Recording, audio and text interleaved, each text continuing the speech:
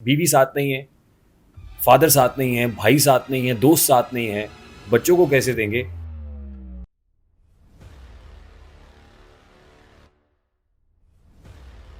जब मैं गया था तो 60 करोड़ था और 2021 में जब छोड़ के आया हूँ तो 10 अरब छोड़ के आया हूँ। It's a game changer. Incubation centre, startups. 2000 का मतलब ये है कि मैंने 2000 बंदों को बैठा दिया है और उनको जॉब पाकिस्तान इंजीनियरिंग काउंसिल देगी। दुनिया का तो सबसे बड़ा बिजनेस जनरेटिव एआई। हमने इस पे काम शुरू कर दिया था जब हम वहाँ पे थे।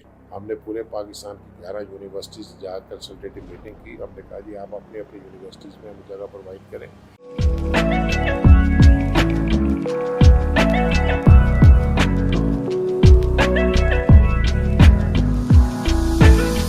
Assalamu alaikum and a very warm welcome to RTS. Today's podcast is really going to be a very unique experience for me and for you as well. मुझे उम्मीद है कि आप आज के पॉडकास्ट को बहुत इंजॉय करेंगे, इसलिए कि जब आप सक्सेसफुल बनना चाहते हैं तो सक्सेसफुल होने के लिए आपको सक्सेसफुल लोगों से मिलना पड़ता है। आपको देखना पड़ता है कि उनकी सक्सेस के पीछे राज क्या है, उनकी स्टोरीज आपको इंस्पायर करती हैं। फिर आप पूछते हैं, इंक्विजिटिव होते हैं कि आपने सर्टन कंडीशंस के अंदर कैसे परफॉर्म किया था तो आज आप कामयाब हैं। तो आज मेरे साथ जो शख्सियत मौजूद है वो बड़े सक्सेसफुल आदमी है, belonging to a very humble background and becoming a business giant. ये कैसे हुआ कि एक इंजीनियर निकलता है, वापडा में काम करता है, एसडीओ बनता है, फिर एसडीओ से एक्सीएन बनता है, फिर कहता है मैंने नौकरी छोड़ देनी है, and then he become an entrepreneur. और एज एन एंटरप्रेन्योर उसका सफ़र ऐसे टेक ऑफ करता है कि वो फिर एक इतनी बड़ी कंपनी बना लेता है जिसका नाम फोर ब्रदर्स ग्रुप है। और फोर ब्रदर्स ग्रुप के फुटप्रिंट्स हैं और आज वो उसके चेयरमैन हैं। Being an engineer, then becoming an entrepreneur, becoming a successful businessman. उसके बाद स्टूडेंट पॉलिटिक्स से लेके प्रोफेशनल पॉलिटिक्स का सफ़र, पाकिस्तान इंजीनियरिंग काउंसिल में आता है। इंजीनियर्स की रिफॉर्म्स के लिए, इंजीनियर्स की बेटरमेंट के लिए काम करने का जज्बा दिल में रखते हैं। So he is chairman four brothers group, he is former chairman Pakistan engineering council, is none other than engineer Javed Saleem Qureshi sahab. अस्सलाम वालेकुम सर। वालेकुम अस्सलाम। कैसे हैं भाई? सर मैं बिल्कुल ठीक हूँ, आप बताइए खैरियत से हैं? Very fine, very fine. Thank you very much for being with us sir. Thank you. Will just go with the flow. जी बिल्कुल तो ठीक। मैं एजेंडा ऑफ द पॉडकास्ट आपके सामने रख देता हूँ। जी आज का पॉडकास्ट उन लोगों के लिए भी है, उन यंगस्टर्स के लिए जो बिजनेसमैन बनना चाहते हैं, जिनकी आंखों में बहुत सारे ख्वाब होते हैं और उन ख्वाबों की ताबीर चाहते हैं। इंजीनियर्स के लिए इन पर्टिकुलर, क्योंकि इंजीनियर्स बहुत मखमसे का शिकार हैं, बहुत प्रॉब्लम्स में हैं, बेरोजगारी बहुत बड़ा प्रॉब्लम है, काउंसलिंग बहुत बड़ा प्रॉब्लम है। आते तो इंजीनियर बनने हैं, लेकिन जब काम करते हैं तो फिर कोई मेरी तरह मीडिया में होता है या कोई और किसी जगह पे निकल पड़ता है। फिर वो डोमेन से हट जाता है। कोई एमबीए कर लेता है, कोई बीबीए कर लेता है, कोई बिजनेस साइड पे चला जाता है। ये क्या प्रॉब्लम है? और फिर पाकिस्तान इंजीनियरिंग काउंसिल का इलेक्शन भी है और फिर आप रेस में हैं नेक्स्ट टर्म के लिए भी। तो कुछ पाकिस्तान इंजीनियरिंग काउंसिल के इलेक्शन पे भी बात करेंगे। तो starting of with your childhood, childhood memories तो होंगी ना आपके जहन में? उसके बगैर तो बंदा चल नहीं सकता। आप कहाँ से हैं? आप का ताल्लुक पाकिस्तान के किस शहर से है? बचपन कैसा था? अ, घर में बहुत ज़्यादा एम्फेसिस था कि एकेडेमिया पे बहुत फ़ोकस्ड रहना है, पढ़ाई-लिखाई का बहुत ज़्यादा एनवायरनमेंट था। क्या करना चाहते थे? क्या बनना चाहते थे बचपन में? देखें ये तो आपने मुझे फिर दोबारा ले गए हैं साहिवाल के अंदर। तो साहिवाल में निकला हूँ तो अ, बचपन के अंदर मैं कभी भी इंजीनियर नहीं बनना चाहता था। लेट मी से वेरी स्ट्रेट। मैं जो था वो एक एंटरप्रेन्योर बनना चाहता था। मेरा ये शौक़ था बचपन का और उसके लिए मैं समझता था कि शायद इंजीनियर बनना ज़रूरी नहीं है। और मैं आपको बड़ी मज़े की बात बताऊं कि मैं एफएससी का जब मैंने एग्ज़ाम दिया तो 3 माह की छुट्टियां उस वक्त होती थी एग्ज़ाम के बाद। तो मेरी सिस्टर जो थी वो मुझसे बड़ी थी, तो वो ग्रेजुएशन कर रही थी और उसमें इकोनॉमिक्स उनका एक सब्जेक्ट था। तो मैंने इधर उधर किताबें पढ़ने के बजाय ना मैंने उनकी किताबें पढ़नी शुरू कर दी। जब मैंने उनकी किताबें पढ़ी तो वो इकोनॉमिक्स की एक 4 सफ़े पढ़ के तो मैं बहुत पढ़ लिया मैंने। तो मैंने वो किताब पकड़नी तो उसके 2 चैप्टर पढ़ पढ़ के तो उनको बताना कि ये बड़े अच्छे हैं, ये इसमें बड़ी अच्छी बातें की हैं इकोनॉमिक्स की, इसको इस तरह ठीक कर सकते हैं, वो कर सकते हैं। तो और ये उन्होंने किस सन की बात है सर? ये मेरी मैं 68 की बात कर रहा हूँ, नहीं सॉरी 70 की बात कर रहा हूँ। तो मुझे उन्होंने उन्होंने ये मुझे मेरी तरफ इस तरह उन्होंने देखना तो मुझे जेदी कहते थे, तो वो कहना जेदी ये तुम्हें समझ किस तरह आती है? मैं क्या आओ मैं समझाऊँ तुम्हें। फिर उन्होंने मेरे बात को देखने का, अच्छा मैं ये पढ़ो ना एक चैप्टर में बैठी हूँ तुम्हारे सामने, मैंने पढ़ना, उसका मैंने बताना शुरू कर देना। अच्छा उसके बाद वो नीचे भाग के गई, उन्होंने जाके मेरी 2-3 मरतबा जब देखा ना मुझे, तो नीचे पेरेंट्स को शिकायत लगा दी कि ये इंजीनियर नहीं बनना चाहता, ये मेरी किताबें पढ़ के कुछ और करना चाहता है। और ये वालिदैन को पता चला, मैंने उन्हें बताया कि yes I don't want to. और आप उस वक्त एफएससी कर रहे थे? मैं उस वक्त एफएससी एग्जाम करके दे के बैठा हुआ। ठीक। और पेरेंट्स चाहते थे आप इंजीनियर बने? हाँ वो चाहते हो, उस वक्त पेरेंट्स की दो ख्वाहिशें होती है, इंजीनियर या डॉक्टर। ठीक। अच्छा मेरे वालिद बड़े थे फैमिली में, तो मैं भी उस पूरे ख़ानदान का सबसे बड़ा बच्चा था।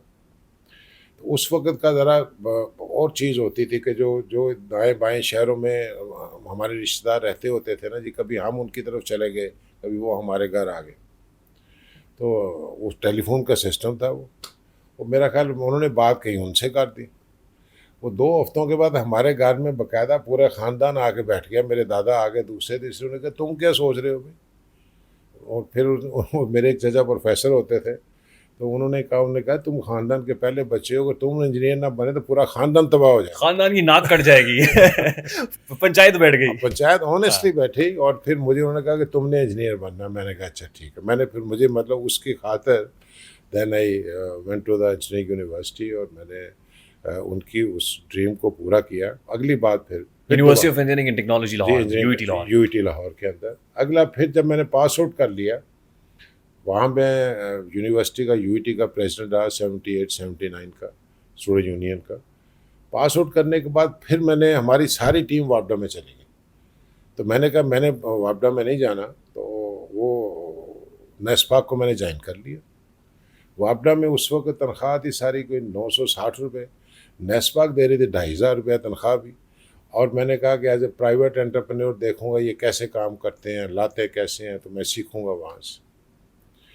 फिर मेरा टर्न अप हो गया। मैं एक दिन यहाँ लाहौर से साहिवाल गया हूँ, तो वालिद के दोस्त वहाँ बैठे हुए लॉन के अंदर घर के, तो उन्होंने पहली मरतबा मुझे देखा कि बच्चा पास आउट हो के, तो उन्होंने कहा तुम एसटीओ कहाँ लगे हुए? मैं कहा नहीं मैं उधर नेस्पाक में हूँ। तो उन्होंने कहा फिर वो यूईटी लाहौर से तुमने डिग्री नहीं ली, वो जो डिप्लोमा वो किया है तुमने? उन्होंने कहा, मैं कहा नहीं नहीं अंकल मैंने वही की है। कहता वहाँ से तो एसडीओ लगते हैं, तो तुम ये नेस्पाक तो हमने नाम सुना ही नहीं है। एसडीओ लोगों को, या लोग हमें काम कहें, हमारी इज्जत बने, तुम हमारा काम करोगे। And then my father again turned up to my close class fellow, जो घरों में आते थे उनको 2-3 को टेलीफोन किया, जिसमें सईद नासर नाम था, अल्लाह उनको जन्नत नसीब करे, उनकी डेथ हो गई। तो वो हम 4 साल हॉस्टल में इकट्ठे भी रहे। तो उन्होंने कहा कि भाई मन तो आज पता लगा कि जुएद ने वापडा ने ज्वाइन किया है, कहते हैं फौरी तौर पर ज्वाइन कराओ। उसके को मेरा ख्याल 15 दिन के बाद नौकरियाँ एडवर्टाइज हो गई, और जावेद कुरैशी को वापडा ज्वाइन करना पड़ा। और एसडीओ का मतलब उन दिनों ये कि आप पुलिस में डीएसपी लग गए? हाँ लग गए हैं। मेरी पोस्टिंग पहली मियाँ चन्नू में हो गई, और वहाँ 17वें ग्रेड का सिर्फ मैं ही अफसर था। गुलाम दरवाई साहब वो वहाँ पे थे, उनका हमारा स्टूडेंट लाइफ में भी गपशप थी, उनके साथ चीफ मिनिस्टर भी पंजाब के रहे। तो 17वें ग्रेड का अफसर था। हमने वहाँ जाके अपनी रिफॉर्म्स करनी। और ये किस सन की बात है? 77? ये 80 की बात। 80 की बात। 78-79 में प्रेसिडेंट रहा। मैं एक्चुअली रिलेट कर रहा हूँ कि 71 में 74 में एडमिशन हुआ वहाँ। 74 में एडमिशन हुआ, 6 साल में इंजीनियर बने। 6 साल। उस हमारा सेशन लेट हो गया था सारे। उन दिनों इंजीनियरिंग होती भी जरा लेट थी, 4 साल में नहीं होती थी, डिग्री भी फौरी तौर पे नहीं मिल जाती थी। 5 साल लग जाते थे सारे। 5 साल लगे आप? ठीक हो। अब जब वहाँ पे 17वें ग्रेड का ऑफिसर हूँ, तो वहाँ पे चला गया, और 2500 रुपये तनख्वाह गया। मैं इस कंडीशन पे, वाले साहब ने कहा जो डिफरेंस होगा ना मैं तुम्हें दिया करूँगा, तुम नहीं मेरे को ज्वाइन करना। मैंने कहा मुझे तो कोई इतराज़ नहीं, बल्कि पहली मेरी पोस्टिंग गुड्डू में हुई, गुड्डू पावर हाउस में। अब मुझे फिर वाले साहब, मैंने उनको जब पहला मेरे पास बिल बन के आया, मैंने बिल साइन नहीं किया, सैलरी नहीं ली मैंने। It is on the record of the Guddu power house. और फिर मैंने घर गया, मैंने कहा इतना तनख्वाह मैं तो मेरा गुजारा नहीं हो सके, तो क्या करना है तुमने? हालांकि खर्चा होता नहीं, मैं मेरी तनख्वाह है। फिर दूसरे महीने की मैंने इकट्ठी तनख्वाह ली, तो उन्होंने कहा डिफरेंस जो है ना मैं तुम्हारे अकाउंट में जमा कराऊँ। मैं क्या कराए, और वो करवाते भी रहे। और फिर वो कितनी देर करवाना था, आखिर वहाँ से ट्रांसफ़र करके मुल्तान मियाँ चुनो पोस्टिंग हो गई, वहाँ ख़र्चा मुश्किल था, वहाँ से ट्रांसफ़र करके लाहौर आ गया।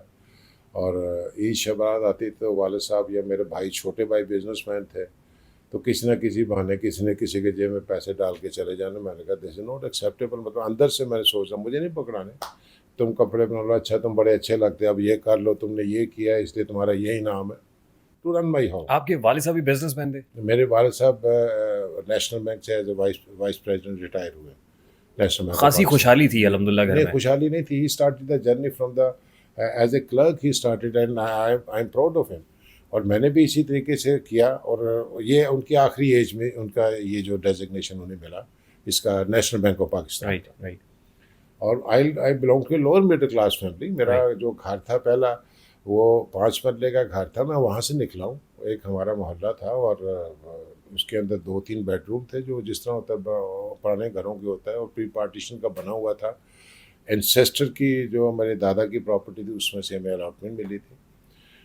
तो ये एक सफ़र जब यहाँ पे पहुँच गया कि ये हमारे मेरे बच्चे जब तक तो नहीं थे, तो उस वक्त था तो चलो मियाँ बीवी थे, बच्चे छोटे थे, हो गए जब क्लासों में गए हैं, तो उस वक्त तक जावेद भाई साहब जो थे वो एक्शन बन गए वापडा में। और जब फीसें बच्चों की आनी शुरू हुई, तो जावेद कुरैशी के जेब में तो पैसे नहीं थे। जब नहीं थे तो माँ बाप थे। और एज एन एक्शन कितनी तनख्वाह थी आपकी? एज एन एक्शन को मेरा उस वक्त कुछ 7-8 हज़ार के करीब तनख्वाह थी। इससे बस? बस यही थी। ये मैं बात कर रहा हूँ आपको 90 की बात कर रहा हूँ। और 7-8 हज़ार भी बहुत होते थे उन हाँ, दिनों? बहुत होते थे। मतलब हमारा घर का खर्चा माशाल्लाह चलता था, इनकी फीसें हम अदा करते थे। लेकिन ये था कि मतलब है कि सिर्फ यही है कि दफ्तर से घर और घर से दफ्तर, और देयर इज़ नो एक्टिविटी। बच्चों की सोसाइटी की डिमांड होती थी कि हम भी सैर करें, हम भी निकलें, हम भी उधर जाएं और हम अच्छे स्कूलों में पढ़ें। और वन डे आई डिसाइडेड कि अगर बच्चों की फीसें भी मैंने मेरे जाकर माँ बाप ने पढ़ाना, तो I should leave this. And I resigned, I went back and I resigned from वापडा। आपने वापडा में एज एन एक्शन नौकरी को ठोकर मार दी? छोड़ दी। उस वक्त का एक्शन तो भला चीज़ होता था। और जब मैंने यानी पुलिस का एसपी एसएसपी होगा? जी डेफिनेटली। और जुल्फ़कार, जनरल जुल्फ़कार उस वक्त थे वापडा के चेयरमैन। तो जब मैंने रिज़ाइन किया, तो उस वक्त बहुत जो लोगों का प्रॉब्लम थे, जिनको अपने सर्विस के अंदर जो मतलब उसने स्कैनिंग शुरू कर दी थी कि अच्छे बंदे कौन से हैं, दूसरे कौन से हैं। तो जब कुछ लोग डर के रिज़ाइन कर रहे थे, मैंने वैसे रिज़ाइन किया। Why resign this again on the record, कि मैंने ऑफिस में टाइप करके एप्लीकेशन दी, my type is refuse to type. उन्होंने कहा नहीं सर मेरे नहीं होते। मैं 2-3 नंबर लाया, उसने फाड़ दी और होना शुरू कर दिया। कहा अपना सर हाथ से लिखे, मैं नहीं कर सकता। मतलब प्यार था उनका। It was in 1991? 91। राइट। जब मैंने ये उनसे हुआ, तो मैंने हाथ से लिख के भेज दी। Then I was called by the chairman वापडा। तो मेरा रेजिग्नेशन एक्सेप्ट नहीं किया, तो उन्होंने बुलाया। तो हमारे वहाँ पे एक दोस्त, उनके जो उस वक्त सेक्रेटरी थे, जो मेरे दोस्त क्या थे उस वक्त मेरे सीनियर थे, मैंने उनके नीचे काम किया था। मैंने जाकर पीएस के कमरे में गया था, आगे वो बैठे हुए। कहते कहाँ पे भी कुरैशी किधर आए हो? मैं कैसा रिज़ाइन किया था। तो चेयरमैन ने बुलाया, तो कहते देखना जब अंदर दाखिल हो। मैं कहता मैं कुछ नहीं कर सकता, मैं इस लुक में नहीं हूँ। फाइल सीधी उनके पास जाती है।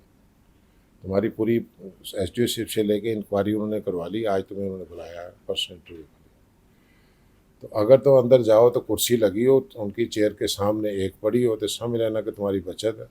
अगर कुर्सी ना हो तो फिर समझ लेना कि मारे गए। मारे गए, हिसाब किताब तुमसे लिया जाए। मैं कहा ठीक है। मैं दरवाज़ा खोला तो मैंने देखा कुर्सी पड़ी हुई है।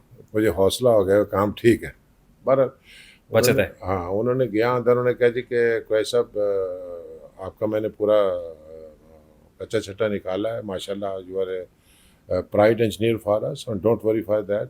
हम आपका रिज़ाइन कबूल करने वाले नहीं हैं।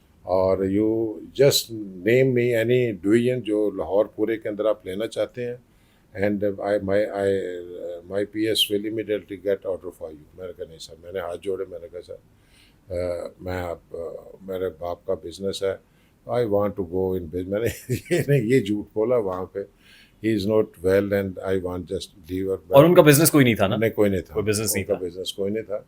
तो क्योंकि और मेरे पास उस वो फौरी तौर पे ये ज़हन में आकर मैंने कहा मैंने जा करना, तो उन्होंने कहा फिर तो तुम जा नहीं सकते। But even then he didn't accept it my resignation. और फिर पीएस यही इनको चीमा साहब को बुलाया और उन्होंने कहा जी कि इनको ले जाए समझाएं और इनकी पोस्टिंग करें और जाएँ जाके अपना, अगर इस जैसे लोग चले गए तो फिर वापस ने कैसे चलना है। मैं कहा सर आपके पास बड़े लोग हैं लेकिन मेरे वालिद के बिज़नेस के लिए सिर्फ मैं हूँ, सो प्लीज़ लेट मी गो। और फिर उन्होंने फिर 2-3 दिन के बाद फाइनली मेरा रेजिग्नेशन एक्सेप्ट हो गया। और जो आपने अभी शुरू में बात की थी, ये इसमें बड़ी एक इंटरेस्टिंग आपने कहा कि ड्रीम्स जो देखनी है, इंसान को ड्रीमर होना चाहिए। अब यहाँ से वो सफ़र है जिसको आप एंटरप्रेन्योर का लफ्ज़ देते हैं, वो शुरू होता है कि जब मैं बाहर निकला हूँ मेरे पास कोई बिजनेस नहीं था, there was no designing at all, there was no money in my Very interesting. This is very interesting. What was there in your mind? मेरे जेहन में था कि जब यहाँ मुझसे खर्चा पैसे नहीं मिल रहे कि मैं अपने बच्चों को अच्छी तालीम दिलवा सकूँ, अच्छा रह सकूँ, आई should leave it and go.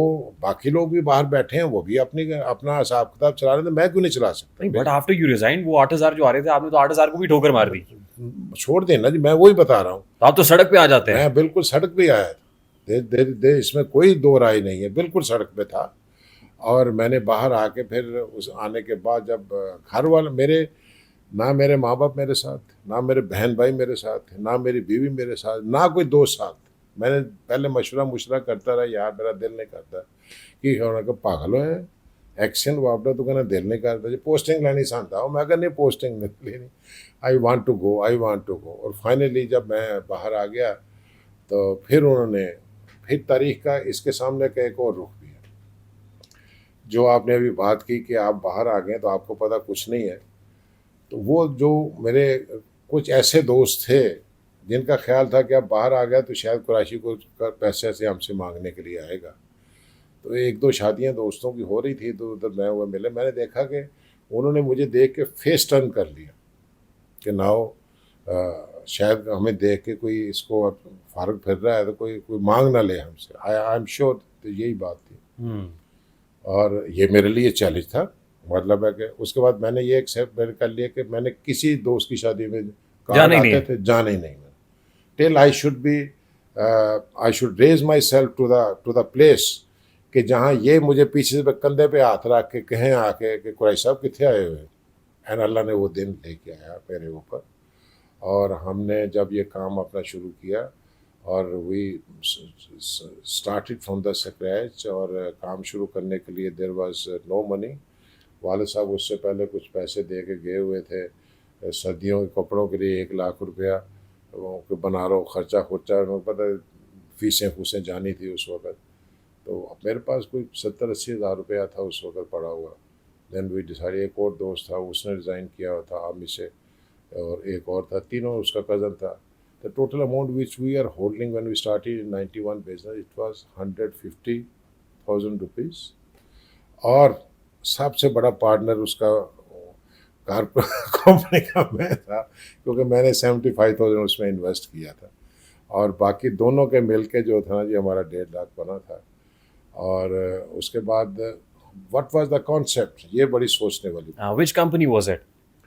मेरे कुछ दोस्त थे जो चाइना से क्रेडिट पे माल मंगाते थे, बिजनेस में थे और बेचते थे, मुनाफा कमाते थे।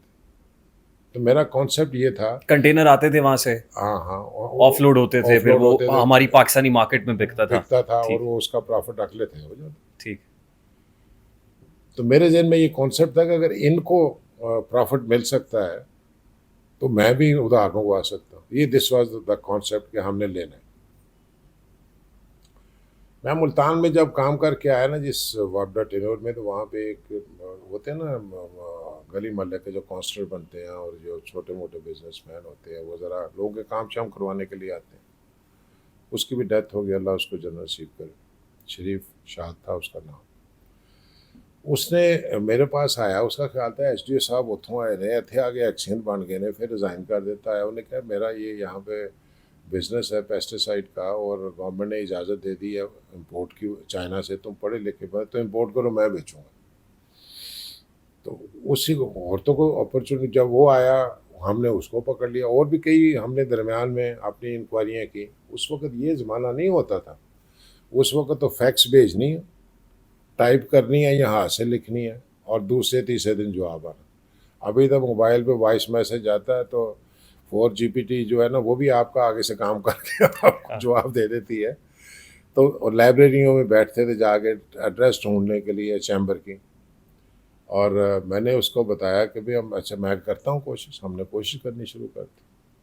हमारे जो 2 पार्टनर थे तो उन्होंने 2 महीने हो गए कि आते जाते कुछ नहीं हो रहा, तो उन्होंने मेरा नाम शेख चिल्ली रख दिया। उन्होंने कहा कि आओ जी ये शेख। बातें बहुत बड़ी-बड़ी करता है, हाँ बट एग्जीक्यूशन नहीं है। है ही कुछ नहीं, पल्ले कुछ नहीं है। हाँ, उन्होंने कहा तुम्हें कौन उधार देगा, तन तक को पाकिस्तान जो उधार रुपया ना तो कहना चीन से उधार ले गया ना। मैं कहा चलो अल्लाह मालिक के लगे हुए फैक्से भेज रहे हैं दाएं बाएं सारे। यहाँ ब्रिज कॉलोनी के अंदर एक चाइनीज रहता था, आई कम अक्रॉस टू हिम कि चीना यहाँ पे। मैं उसके घर चला गया। मैंने कहा कि हमने ये काम करना चाहते हैं, पैसे आएगा। उसने कहा मैं आपके रब्ता करवाता हूँ। उसने कोई हफ्ता लिया, मुझे बुला लिया। उसने कहा कुरैश साहब काम तैयार है, दसों के डॉक्यूमेंट से तब दिए। तो मैं क्या, और माल किस तरह आएगा? कहता है एलसी बैंक की जाएगी। मैं कहा वो तो मेरे पास नहीं है। तो उठ के खड़ा हो गया वो कुर्सी से। उसने कहा कि तुम्हारे पास अगर एलसी नहीं तो मेरे पास क्या लेने आया? अस्सलाम वालेकुम। वालेकुम सलाम। जाके मेरा वक्त एक हफ्ता ज़ाया कर दिया। तो मैंने कहा नहीं नहीं आप देखें, कुछ थोड़ी मेहरबानी करें, चाइना सबको उधार देता, हमें भी दे दे, क्या फ़र्क पड़ता। कहता नहीं नहीं, बिल्कुल। उसने हमें बैंक गारंटी चाहिए। मतलब नहीं, हमें निकाल दिया, मतलब लिटरली हमें कहा। उसने कहा बस ठीक है, don't waste my time please. फिर उसने कहीं लगा होगा, कहीं से उसकी कंपनी ने कहा कि जी हम आपको कैटर कर सकते हैं उधार। फिर उसने कॉल की तो मुझे उसने कहा कि 30 दिन का उधार देते हैं। उस वक्त आप आजकल 18 दिन में आती है, उस वक्त 30 दिन में शिपमेंट आती, जो सी टाइम था।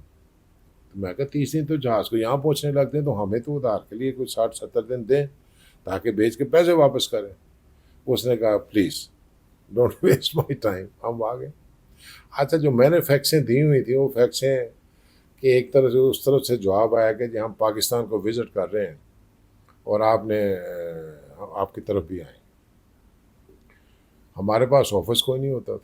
हमारे एक दोस्त, जो हमारे 3 पार्टनर, उनका एक दोस्त था, उसका कैंट में प्रॉपर्टी का ऑफिस था।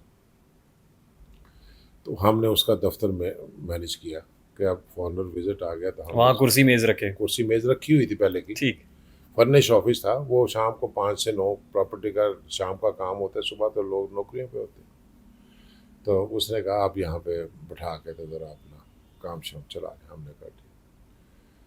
मेरे पास सुजुकी स्विफ्ट होती थी उस वक्त, और जब ड्राइवर भी ना हो, सफाई खुद करनी हो, तो वो संडे के संडे ही हो सकती है ना, छुट्टी वाले दिन। तो वो आ रहे थे कोई बुध जुमेरात को। इसका मतलब कि पूरा गर्दा शर्दा गाड़ी के बाहर भी पड़ा हुआ, अंदर भी पड़ा हुआ। अल्लाह ने मुझे कॉम्प्लेक्स फ्री बनाया। मुझे कॉम्प्लेक्स कोई नहीं होता था कि मैं कोई ये चीज़ बन के जाऊँ, ठन के जाऊँ तो फिर मेरी कोई सोसाइटी में इज्जत होगी। नहीं, मैं जो भी हूँ ठीक है। मतलब अगर मैं डिलीवरेबल हूँ, किसी को पसंद हूँ तो ठीक है, नहीं है तो ना से। मैंने चार सेल्फ मारी, वारी होटल में ठहरे चला गया, और वो आए नीचे आ गाड़ी में। जैसे ही वो 3 बंदे थे, एक आगे 2 पीछे, पहले दोनों गाड़ी को देख के कहा ये इतनी बड़ी गाड़ी आ गई है हमें लेने के लिए। वो स्विफ्ट आगे इतनी सी साबुनदानी खड़ी थी। खैर वो बैठे, जैसे ही अंदर बैठे ना तो पाँव उन्होंने रखे मैट पे, तो गर्दा उठा है, तो तीनों बाहर निकले। तो मैंने उनको कहा, मैंने कहा कि ये जो आप बात करने आ रहे हैं ना, हाँ। सॉरी मेरे घर में कंस्ट्रक्शन हो रही है तो उस वजह से गाड़ी जो है थोड़ी सी थी, I couldn't get it clean, no issue. उन्होंने कहा नहीं नहीं हम आप दूसरी गाड़ी लेके आ जाते हैं। मैं कहा नहीं, आप गाड़ी दूसरी ना लें, आप ज़रा आराम से बैठें ताकि गर्दन ना उठे। ठीक। और फाइनली वो बेचारे बैठ गए। हम उन्होंने दफ्तर लेके आए, बैठे, गपशप की, बताया कि हम सारे पढ़े लिखे लोग हैं, ये है वो है सारा। उसके बाद उन्होंने दूसरी मीटिंग पे जाना था। नीचे प्राडो रेड कलर की बड़े व छोटी ने बड़ी प्राडो खड़ी। उन्होंने कहा जी हमारा टाइम हो गया, तो चेक करें कि साहब नीचे वो खड़े। और हमने कहा ये गाड़ी आप क्या, हम छोड़ने आए। जब उनको बैठा के भेजा तो फिर मेरे दोनों पार्टनर का शेख चिल्ली साहब जी ताड़ी गड्डी, तो उस गड्डी जी सामने खड़ी है ना, लगती उन्होंने नौकरों की गड्डी है कि तुम फारग है गए हो तो कोई काम शाम को छोड़ो, कोई और काम करिए। हमें कोई जाने के 8-10 दिन के बाद एक मेल आ गई कि you are our distributor for Pakistan and that is the destiny. पता नहीं कौन सी अदा उनको पसंद आ गई। मैं वही कह रहा ना जी, वो इतनी बड़ी प्राडो में उनका यहाँ पे प्लाजा के अंदर दफ्तर था। मैं बाद में उनके प्लाजा में भी गया। It was a huge office which they were holding. और उन्होंने कहा कि जनाब you are our distributor for Pakistan. भाई डिस्ट्रीब्यूटर ऑफ पाकिस्तान का मतलब है कि उधार पे माल आ रहा है आपको, और आपको this was the destiny. And ये जर्नी यहाँ से शुरू होता है। और फिर 2 साल के बाद ऐसा क्राइसिस आता है फिर कि हर चीज़ जो है वो सेल नहीं होती है। What was the name of your company that time? Ali Akbar group. Ali Akbar Ali group. Akbar group वो पेस्टिसाइड्स पे काम वो करते पेस्टिसाइड पे All right. काम अली नहीं अक- करती। अली अकबर कुछ नहीं करती थी। ये भी बड़ा एक इंटरेस्टिंग है।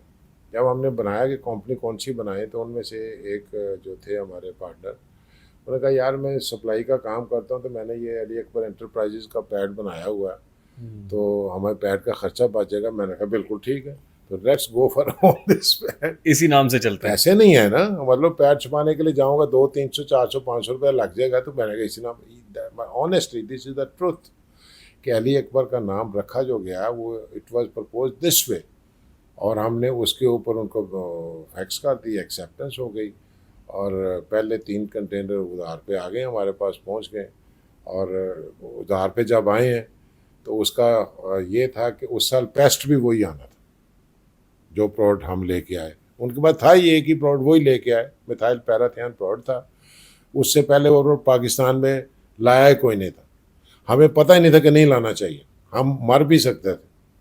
लेकिन वो देखें, डेस्टिनी देखें, जहाँ से ओपन अल्लाह ने करनी होती है। ये सारे अल्लाह के काम होते हैं कि आपको किसी चीज़ का पता नहीं है, आप नाम नहीं बोल सकते पूरा, और वो आगे हैं। और उसके बाद जो हमारा वो डिस्ट्रीब्यूटर, उसी को हम बेचने के लिए दिए। आप यकीन करेंगे कि मैं जब गया हूँ वहाँ पे, तो मैंने देखा पे कैसे बिक रहे, मैं जाके देखूँ तो इंडस्ट्री स्टेट मुल्तान में उसका कोई था वहाँ पे स्टोर।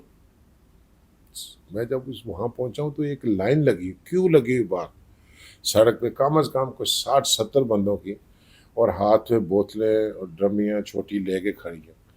तो मैंने उसमें, मैं मुझे नहीं पता कि ये वहाँ की लगी हुई, बोर्ड छोड़ तो उसका था कोई नहीं, अंदाज़ा था, उसने बताया कि कॉर्नर पे मेरा ये है। तो मैंने वहाँ पे जाके पूछा कि ये शरीफ साहब कहाँ जी गए, शरीफ साहब। और शरीफ साहब इस तरह कुर्सी पे चौड़े होकर बैठे हुए हैं, चिटें काट रहे हैं, And you were selling your product. My product. और कैश उसने वो टीन का डब्बा इधर रखा हुआ, कनस्तर रखा हुआ, उनसे कैश लेके तो चिट दे रहा है। अंदर जाके उनका फिलिंग हो रही है, उनको उतने जितने लीटर की चिट मिल रही है लोग लेके जा रहे हैं। And this is Allah, not the person, not the man. और मतलब है कि जब मैंने अंदर बिकते हुए प्रोडक्ट को देखा, और तो फिर मैंने कहा कि आपको इसके बाद ये यकीन नहीं करना चाहिए कि इंसान कुछ कर सकता है। दिस इज ओनली अल्लाह। कितने अरसे बाद कंपनी प्रॉफिट में आ गई थी? सर डे 1 से आ गई, पहले दिन ही प्रॉफिट में थी? पहले दिन ही प्रॉफिट में। हमने ब्रेक इवन क्रॉस कर गई? हमें पता ही नहीं था कि बाद में तो हमने बड़ा प्रॉफिट लिया। हमने उसके साथ जो पहला एग्रीमेंट किया, हमने कहा जी जो 1 लीटर आपको जाएगा उस पर हम 15 रुपये लेंगे पर लीटर। हमने सोचा ये 60,000 लीटर आ रहा है, हम तो 60 को रोज़ ज़रूर 15, ये पैसे कितने बनते हैं हम तक गिने नहीं जाते थे। बाद में जब बेचा माल तो पता चला कि आपके प्रोडक्ट को तो काम का 100 रुपया इसके ऊपर लेना चाहिए था। फिर हमने 100 नहीं लिए, लेकिन हमने 50 लिए, जो उसके बाद हमने माल मंगवाया।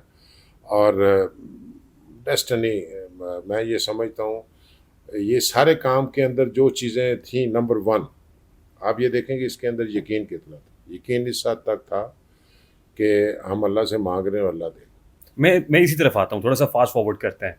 जो चीज़ें मैंने आपकी इस गुफ्तगू से समझने की कोशिश की है, जो मेरे क्वेश्चंस हैं, question arise in my mind is number 1 कि आप 8,000 तनख्वाह ले रहे थे, ठोकर मारी, फौरी तौर पे जब आप रिज़ाइन टेबल पे रख के और एक्सेप्टेंस के बाद कमरे से बाहर निकले थे, तो what was there in your mind?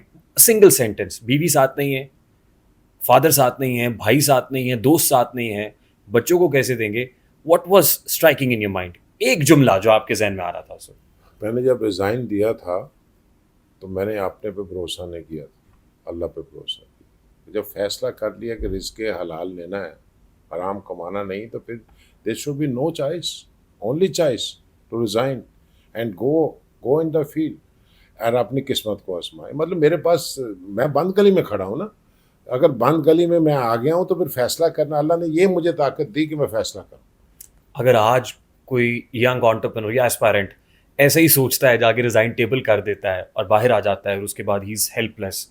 फिर तो वो अपने आप को कमरे में बंद कर लेगा, सोशल प्रेशर बहुत सारा है, फैमिली प्रेशर आ रहा है, दोस्तों का प्रेशर आ रहा है, वो तो कमरे में बंद हो जाएगा और शायद वो साइकोलॉजिकली अंडर प्रेशर चला जाए। देन आप व्हाट सर? आपने आज शाम को गूगल करना है जा टॉप 10 कंपनीज। अगर उन कंपनी बनाते हुए जिनके नाम पे पूरी दुनिया चल रही है, सो मैं उन कंपनीज की बात कर रहा हूँ। अगर वो काम शुरू करते उनकी जेब में कोई पैसा था तो मुझे एक टेलीफोन ज़रूर करना।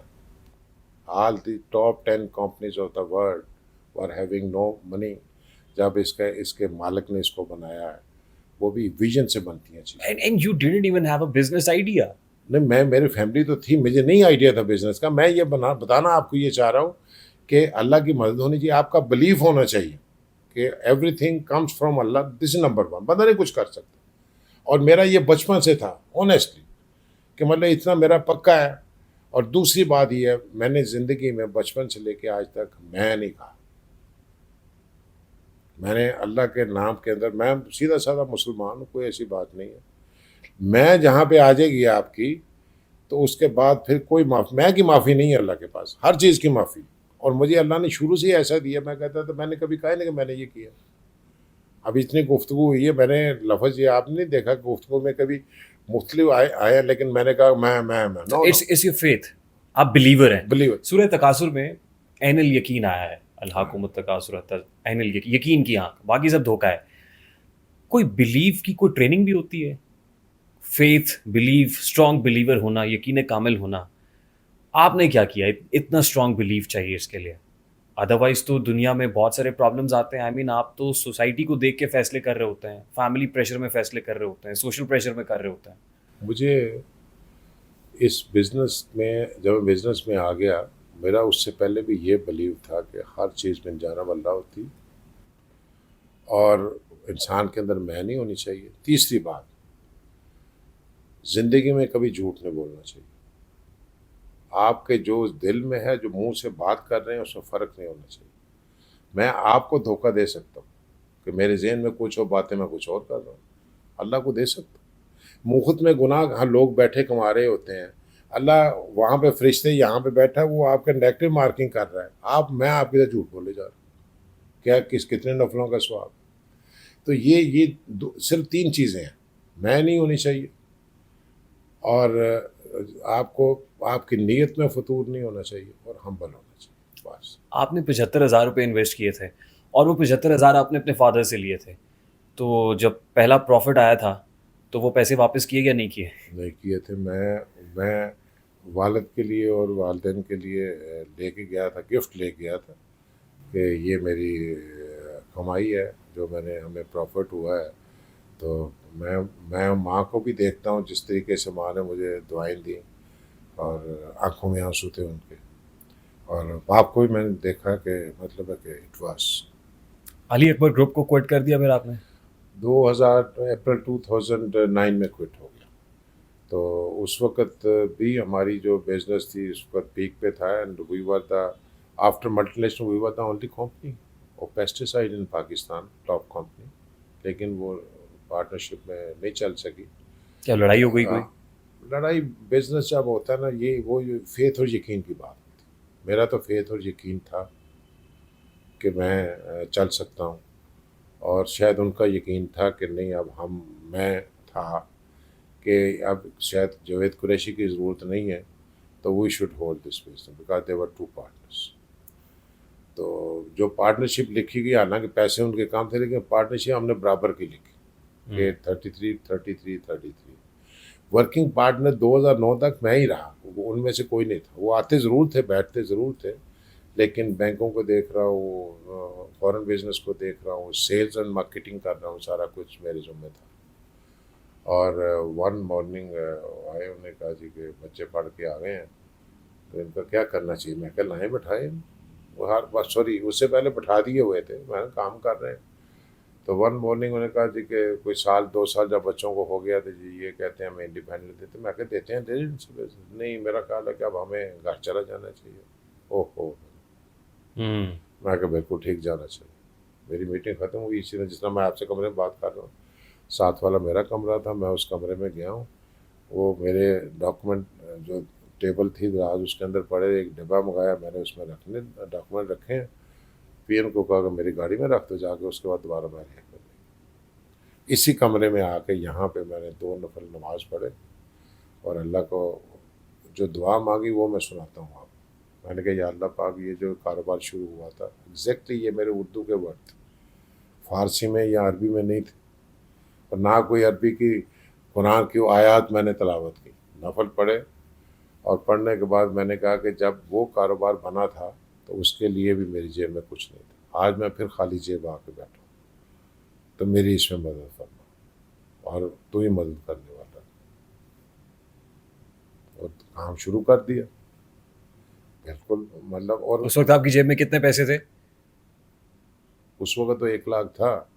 जब मैं इधर आया हूँ तो उस वक्त कोई पैसा नहीं था। ये जो उस वक्त के प्रॉफिट में थी, ये फ्लोर हमने खरीद लिया हुआ था, ये वाला मैंने जाती वो इन्वेस्ट कर दिया था आपने? नहीं, यहाँ जो हमारे पहले के मिले पैसे, ये उससे पहले का खरीदा जब हमारे ठीक। हुआ आपस में, उससे पहले बट कैश फ्लो नहीं था? कैश फ्लो नहीं था, कैश नहीं था मेरे पास। और उसके बाद हमने मीटिंग कॉल की, इन दोस्तों को मेरी पीसी के अंदर मीटिंग की जो डीलरशिप जानते थे, एक हमने फंक्शन किया। और मेरी फर्स्ट स्पीच ये थी कि मेरी जेब में कोई पैसा, अगर आप ये समझ गए हैं कि जुवेद कुरैशी की जेब में बहुत पैसा है, मेरे पास कोई पैसा नहीं। हाँ, मैं आपको सर्विसेज प्रोवाइड कर सकता हूँ, वो सर्विसेज का ही प्रॉफिट रखूँगा ज़रूर, उसके बगैर चलता नहीं है। आपको मुझे अब एडवांस पैसे देने होंगे। मेरी उस शाम की जब मीटिंग क्लोज हुई थी, जो कमिटमेंट लोग लिख के गए थे वो 800 मिलियन की थी। वाह। 800 मिलियन, जो मतलब वो तो मीटिंग अटेंड करने आए थे और लोग आंखों में आंसू थे। मतलब मैं वो नाकाबिले बयान है, इमोशंस हैं। मैं अब इसमें जाऊंगा नहीं मजीद के, इसने आपको इतना इमोशनल कर दिया है। मतलब मैं जिस जावेद सलीम कुरैशी साहब को जानता हूँ, he is very courageous, he is very brave. I am really sorry for that. फिर 4 brothers, you're literally crying, sir. What जी प्लीज दीजिएगा टिश्यू।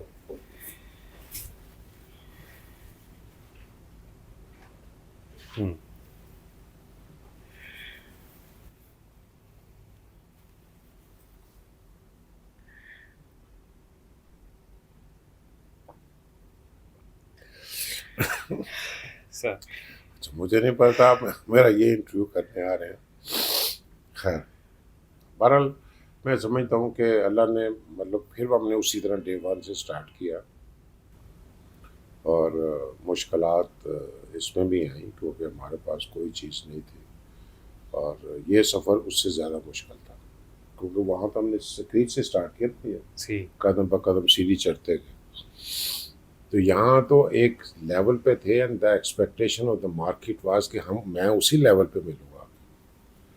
तो ये जो डिफरेंस था, इसने मतलब, हालांकि मैंने बताया कि 800 मिलियन दिया, but difference was much big. अगर मैं उनकी एक्सपेक्टेशन पे पूरा ना उतरूँ तो उसको मैंने कैसे मैनेज करना। अच्छा, गालिबन हज़रत अली करम अल्लाह वजह का कॉल है कि लोग बदलते नहीं हैं, बेनकाब हो जाते हैं, चेहरों से नकाब उतर जाते हैं। तो क्या लोगों के चेहरों से नकाब उतरने ने भी आपको डिस्टर्ब किया या हिट किया इमोशनली कि you not like ready for it? नहीं, मेरा ख्याल है कि बस मैं उस टॉपिक पे नहीं कमेंट्स करना ठीक। चाहता। नहीं होना चाहिए था। और यकीन करें कि उस वक़्त हमारी उस वक़्त की जो इस वक़्त सिर्फ मेरा 2008 का जो प्रॉफिट था ना हमारी कंपनी का, 850 मिलियन का था। उस वक़्त का ज़रा सोचें, 2000 जो जनवरी 9 में 2008 का प्रॉफिट, बाकी सालों का तो छोड़ देना, सफ़र जो हमारा था 20 साल का, 850 मिलियन का था। और मैं 2008 में प्लान कर रहा था कि इतना पैसा इकट्ठा सरप्लस पड़ा है तो हमने किधर जाना है। हम चाइना में वर्किंग कर रहे हैं, सीमेंट फैक्ट्री में लेके आ रहा हूँ यहाँ पे कि हम सीमेंट फैक्ट्री लगाएंगे। सीमेंट फैक्ट्री से आगे निकल के हमने फ्लैटिस, उस वक्त बिड होने जा रहा था, हमने फ्लैटिस की बिड तैयार इवन आपने सेलुलर कंपनी लॉन्च की? जी, सेलुलर कंपनी ट्रेंड मोबाइल के नाम ट्रेंड के नाम से। और उसके बाद जो मुल्तान की फर्टिलाइज़र कंपनी थी, मुल्तान फर्टिलाइज़र, ये बिक रही थी, अब फातिमा के पास है। उसके बाद एक और फर्टिलाइज़र फैसलाबाद में, क्योंकि वो जो प्राइवेटाइजेशन हो रही थी, तो हमने सब के अंदर फौरी तौर पे घुसे कि हमारे पास इतना सरप्लस पैसा पड़ा है तो हम इसको इन्वेस्ट करेंगे, ताकि ये बिजनेसमैन तो सरप्लस को इन्वेस्ट करता है। उस वक़्त ये जो फर्टिलाइज़र अपना था, इसका सीमेंट प्लांट, वो 5 से 6 अरब में लग रहा था, और मुझे बैंक कह रहे थे कि 10% आप दें। 10% का क्या मतलब है? एक अगर 5 अरब का है तो आपको 10%, और ये जितना पैसा चाहिए ये मेरी जेब में पड़ा हुआ था। फिर फ्लैटिस को बिड करना था, फ्लैटिस के डॉक्यूमेंट चले गए, और जब ये फ्लैटिस भी बिड हो गया तो उन्होंने कहा जी कि हमने तो पार्टिसिपेट नहीं करना। फिर मैंने बाहर से पार्टनर लिया। फ्लैटिस तो हमने 4B पे ख़रीद लिया, 4B मार्केटिंग पे, लेकिन ये हमारा सीमेंट का प्रोजेक्ट रह गया। वो जो हमने फर्टिलाइज़र बिड करते जहाँ जाते थे हम ही लेते थे, यहाँ भी गए थे हम ही लेके आए थे। और वो सारा एक सफ़र जो मतलब है कि 2009 में पूरे पीक पे जाने के लिए तैयार खड़ा था, और आज ये 35 अरब का है एज ऑफ टुडे। अगर सीमेंट फैक्ट्री आपने लगानी है जो 7 अरब में लग रही है, 35 बिलियन की फैक्ट्री लग रही है। और ये सफ़र वहाँ पे रुक गया। फिर दोबारा अल्लाह ने सफ़र शुरू किया, लेकिन इस सारे सफ़र की थकावट नहीं हुई, ये मैं बता दूँ। कभी डिसअपॉइंटमेंट नहीं आई, और कभी ये नहीं सोचा क्या मेरे साथ क्या हो गया, सारा कुछ उधर रह गया, मैं क्या करूँगा।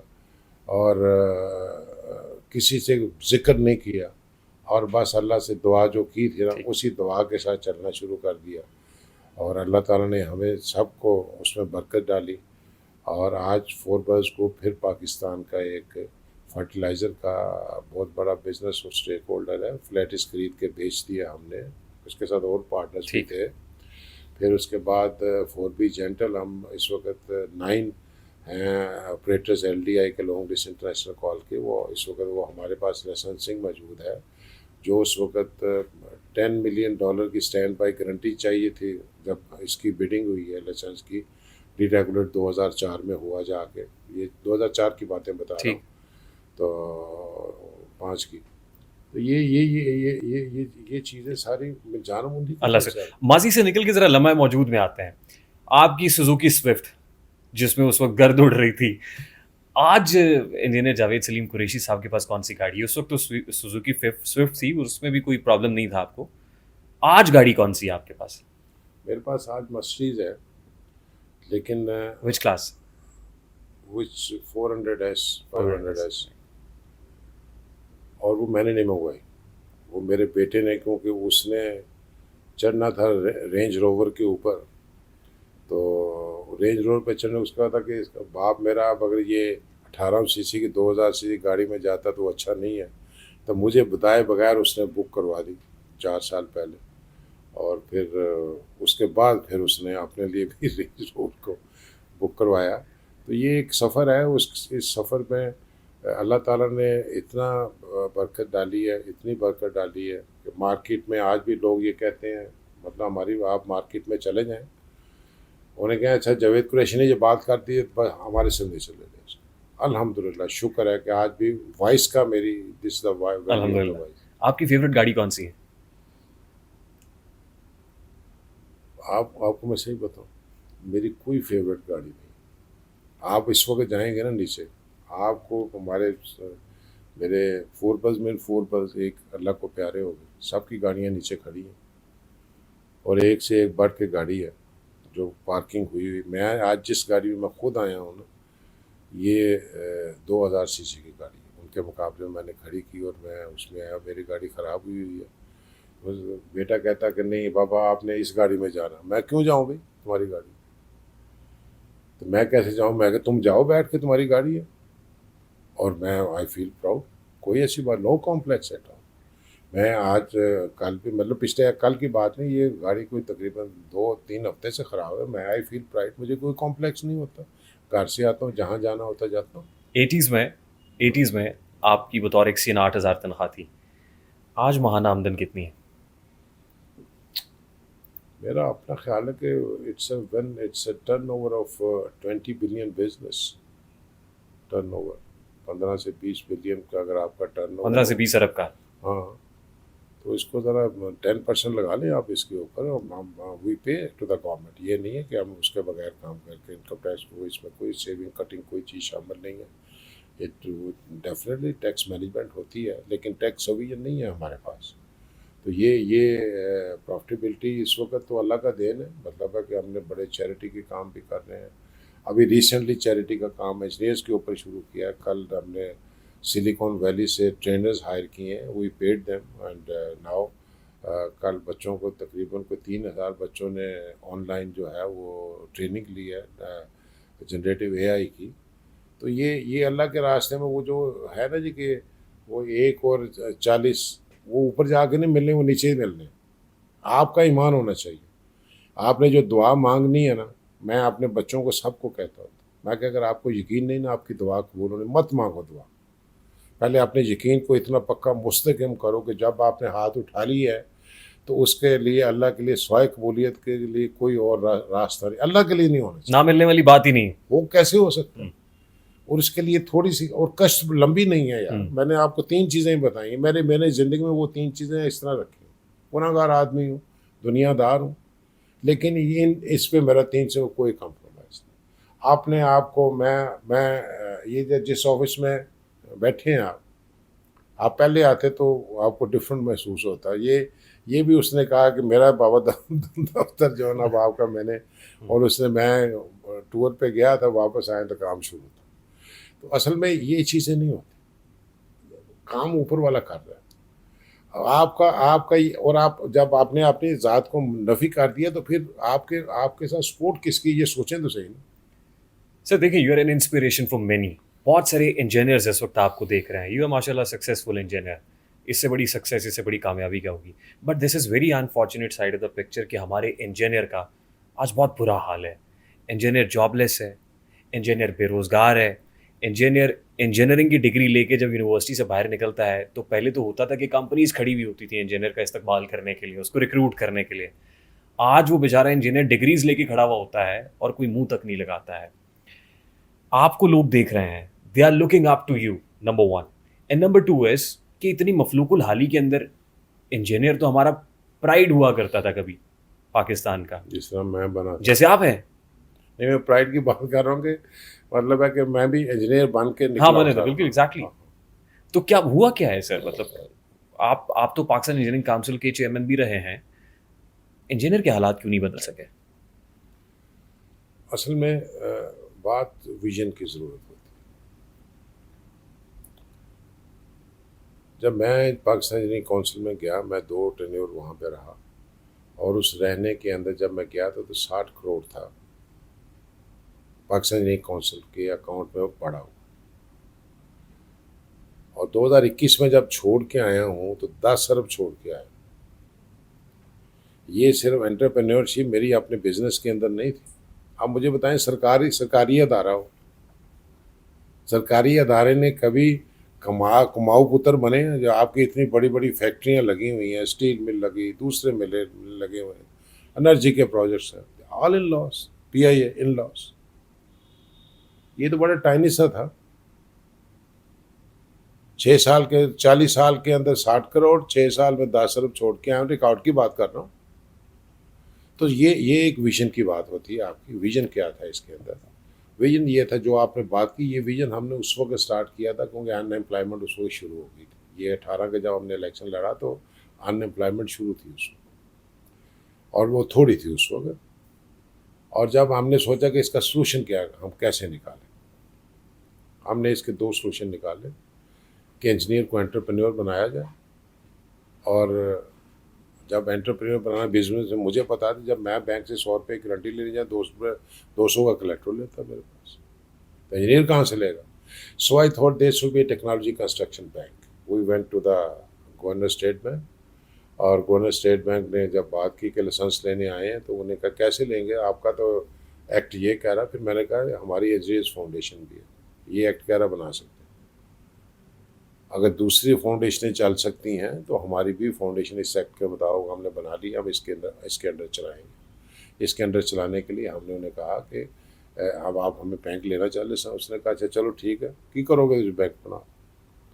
फिर मैंने उसको पूरा प्रोजेक्ट समझाया। मैंने कहा जो चाइना ने तरक्की की है, मैं चाइना का, मैं क्या डे वन से जब मैंने बिजनेस शुरू किया तो मैंने उन्हीं के मरौने बनने शुरू किए। मेरी आज भी वहाँ पे मिलियंस ऑफ डॉलर्स की बगैर कोलेट्रल के गारंटीज So है। this is going to be a rapid fire now. I want to ask you very simple question and हाँ I want you to respond in a very simple and candid manner. हाँ 60 करोड़ रुपए का आप छोड़ के आए, bank भी बना लिया आपने, बिल्डिंग्स भी बन गई, बड़ी बड़ी इमारतें बन गई, बट इंजीनियर की तकदीर तो नहीं बदल सकी. As of today, engineer is still asking for his service structure. Engineer is still asking for better jobs. Engineer आज भी इज्जत मांग रहा है, वो नहीं मिल सकी. देखिए, ये हमने 10 अरब जमा किया। जब बैंक बनाने की बारी आई, लाइसेंस जमा कराने की बारी आई तो मेरा टेन्योर ख़त्म हो गया। ये जो बड़े टावर, इसको लाहौर के अंदर भी हमने 9 स्टोरी बिल्डिंग खड़ी की है, 4 कनाल का प्लाट गवर्नमेंट ऑफ पंजाब से लेके। ये इसका अभी राज स्ट्रक्चर बना था, अभी इसके अंदर फिनिशिंग नहीं हुई थी। अब ये 3 साल में सिर्फ उसकी फिनिशिंग करा सके। बैंक जो खोलना था उसकी एप्लीकेशन की दरख्वास्त आगे मूव सर रहेगी। मैं ये कह रहा हूँ कि बिल्डिंग की फिनिशिंग भी हो जाएगी, क्या उससे इंजीनियर की तकदीर बदल जाएगी? बिल्कुल, यही तो आगे बात है। It's a game changer. Game changer कैसे है? जी. इंक्यूबेशन सेंटर, स्टार्टअप्स, दुनिया ने जो तरक्की की है, दुनिया जो आगे बढ़ी है अपनी कौम को आगे लेके, उन्होंने उनको अपनी यूथ को स्टार्टअप्स बना के दिए और इंक्यूबेशन सेंटर बनाए हैं। और उसके बाद वो एल्डरली इंजीनियर्स जो रिटायर होकर घरों में बैठे हैं उनको बाहर निकाला है। कितने इंक्यूबेटर्स होंगे और कितने स्टार्टअप्स आप उस बिल्डिंग यहाँ में रखेंगे? 500 startups in east tower. So what sir? It's a 4 towers. 2000 startup शुरू करूँगा। अगली बात सुने ना जी, दो आप बिल्कुल आप सही क्वेश्चन कर रहे हैं कि सो व्हाट। 2000 का मतलब ये है कि मैंने 2000 बंदों को बैठा दिया है और उनको जॉब पाकिस्तान इंजीनियरिंग काउंसिल देगी उनको रिस्पॉन्सिबल होगी इसकी कि वो वहाँ पे काम करना शुरू करें और कम अज़ कम 1.5 लाख रुपया महीने का खुद कमाना सीखें। But this is not your job sir, being chairman PC. नहीं, chairman BC it's my job. When I say Pakistan engineering foundation it's my job. वहाँ पे अगर आप अपने अजीज़ व अकारिब दोस्त अहबाब को इंक्यूबेशन सेंटर में बिठाएंगे और स्टार्टअप्स और उनको वर्क स्टेशन दे देंगे, तो ये तो आप अपने वोटर को और अपनी सपोर्ट बेस को बढ़ा रहे हैं. आप ये सवाल उस जावेद कुरैशी से कर रहे हैं जिसने 6 साल के अरसे में वहाँ पे 1 रुपये का वोचर नहीं है जावेद कुरैशी का। पूरी दुनिया पाकिस्तान इंजीनियरिंग काउंसिल के लिए घुमा है। वाशिंगटन अकॉर्ड जो सबसे बड़ा काम हम करके आए थे कि only education in Pakistan which is recognise internationally that is engineering. और वो मैं कह रहा पूरी दुनिया जाता था मीटिंग्स में, but that money I spend from my pocket. But sir Washington accord के बाद हाँ। जो पाकिस्तानी इंजीनियर निकलता है उसको बैरून ममालिक की कंपनीज कहाँ लेती हैं? फौरन पहले नहीं लेती होती थी। आज जब इंजीनियर को तो आज भी नहीं ले रही. नहीं, आज तो हमारी लोकल कंपनीज नहीं ले रही. नहीं, देखें, ना लेने की वजह और है, ना लेने की ये वजह नहीं है। आप इंजीनियर की education is equivalent to the, आप इंटरनेशनल जॉब निकलती है, आप अप्लाई करें, जहाँ हार्वर्ड वाले को नौकरी मिलेगी वहाँ आपको मिलेगी, बशर्ते के जो उन्होंने बताया हो कि आपको ये कुछ आना चाहिए। अगर वो आपको आता है, ठीक हो गया। फ्रैंकली स्पीकिंग आता है सर लोगों को वो? नहीं आता ना, मैं उसके उस तरफ आता हूँ।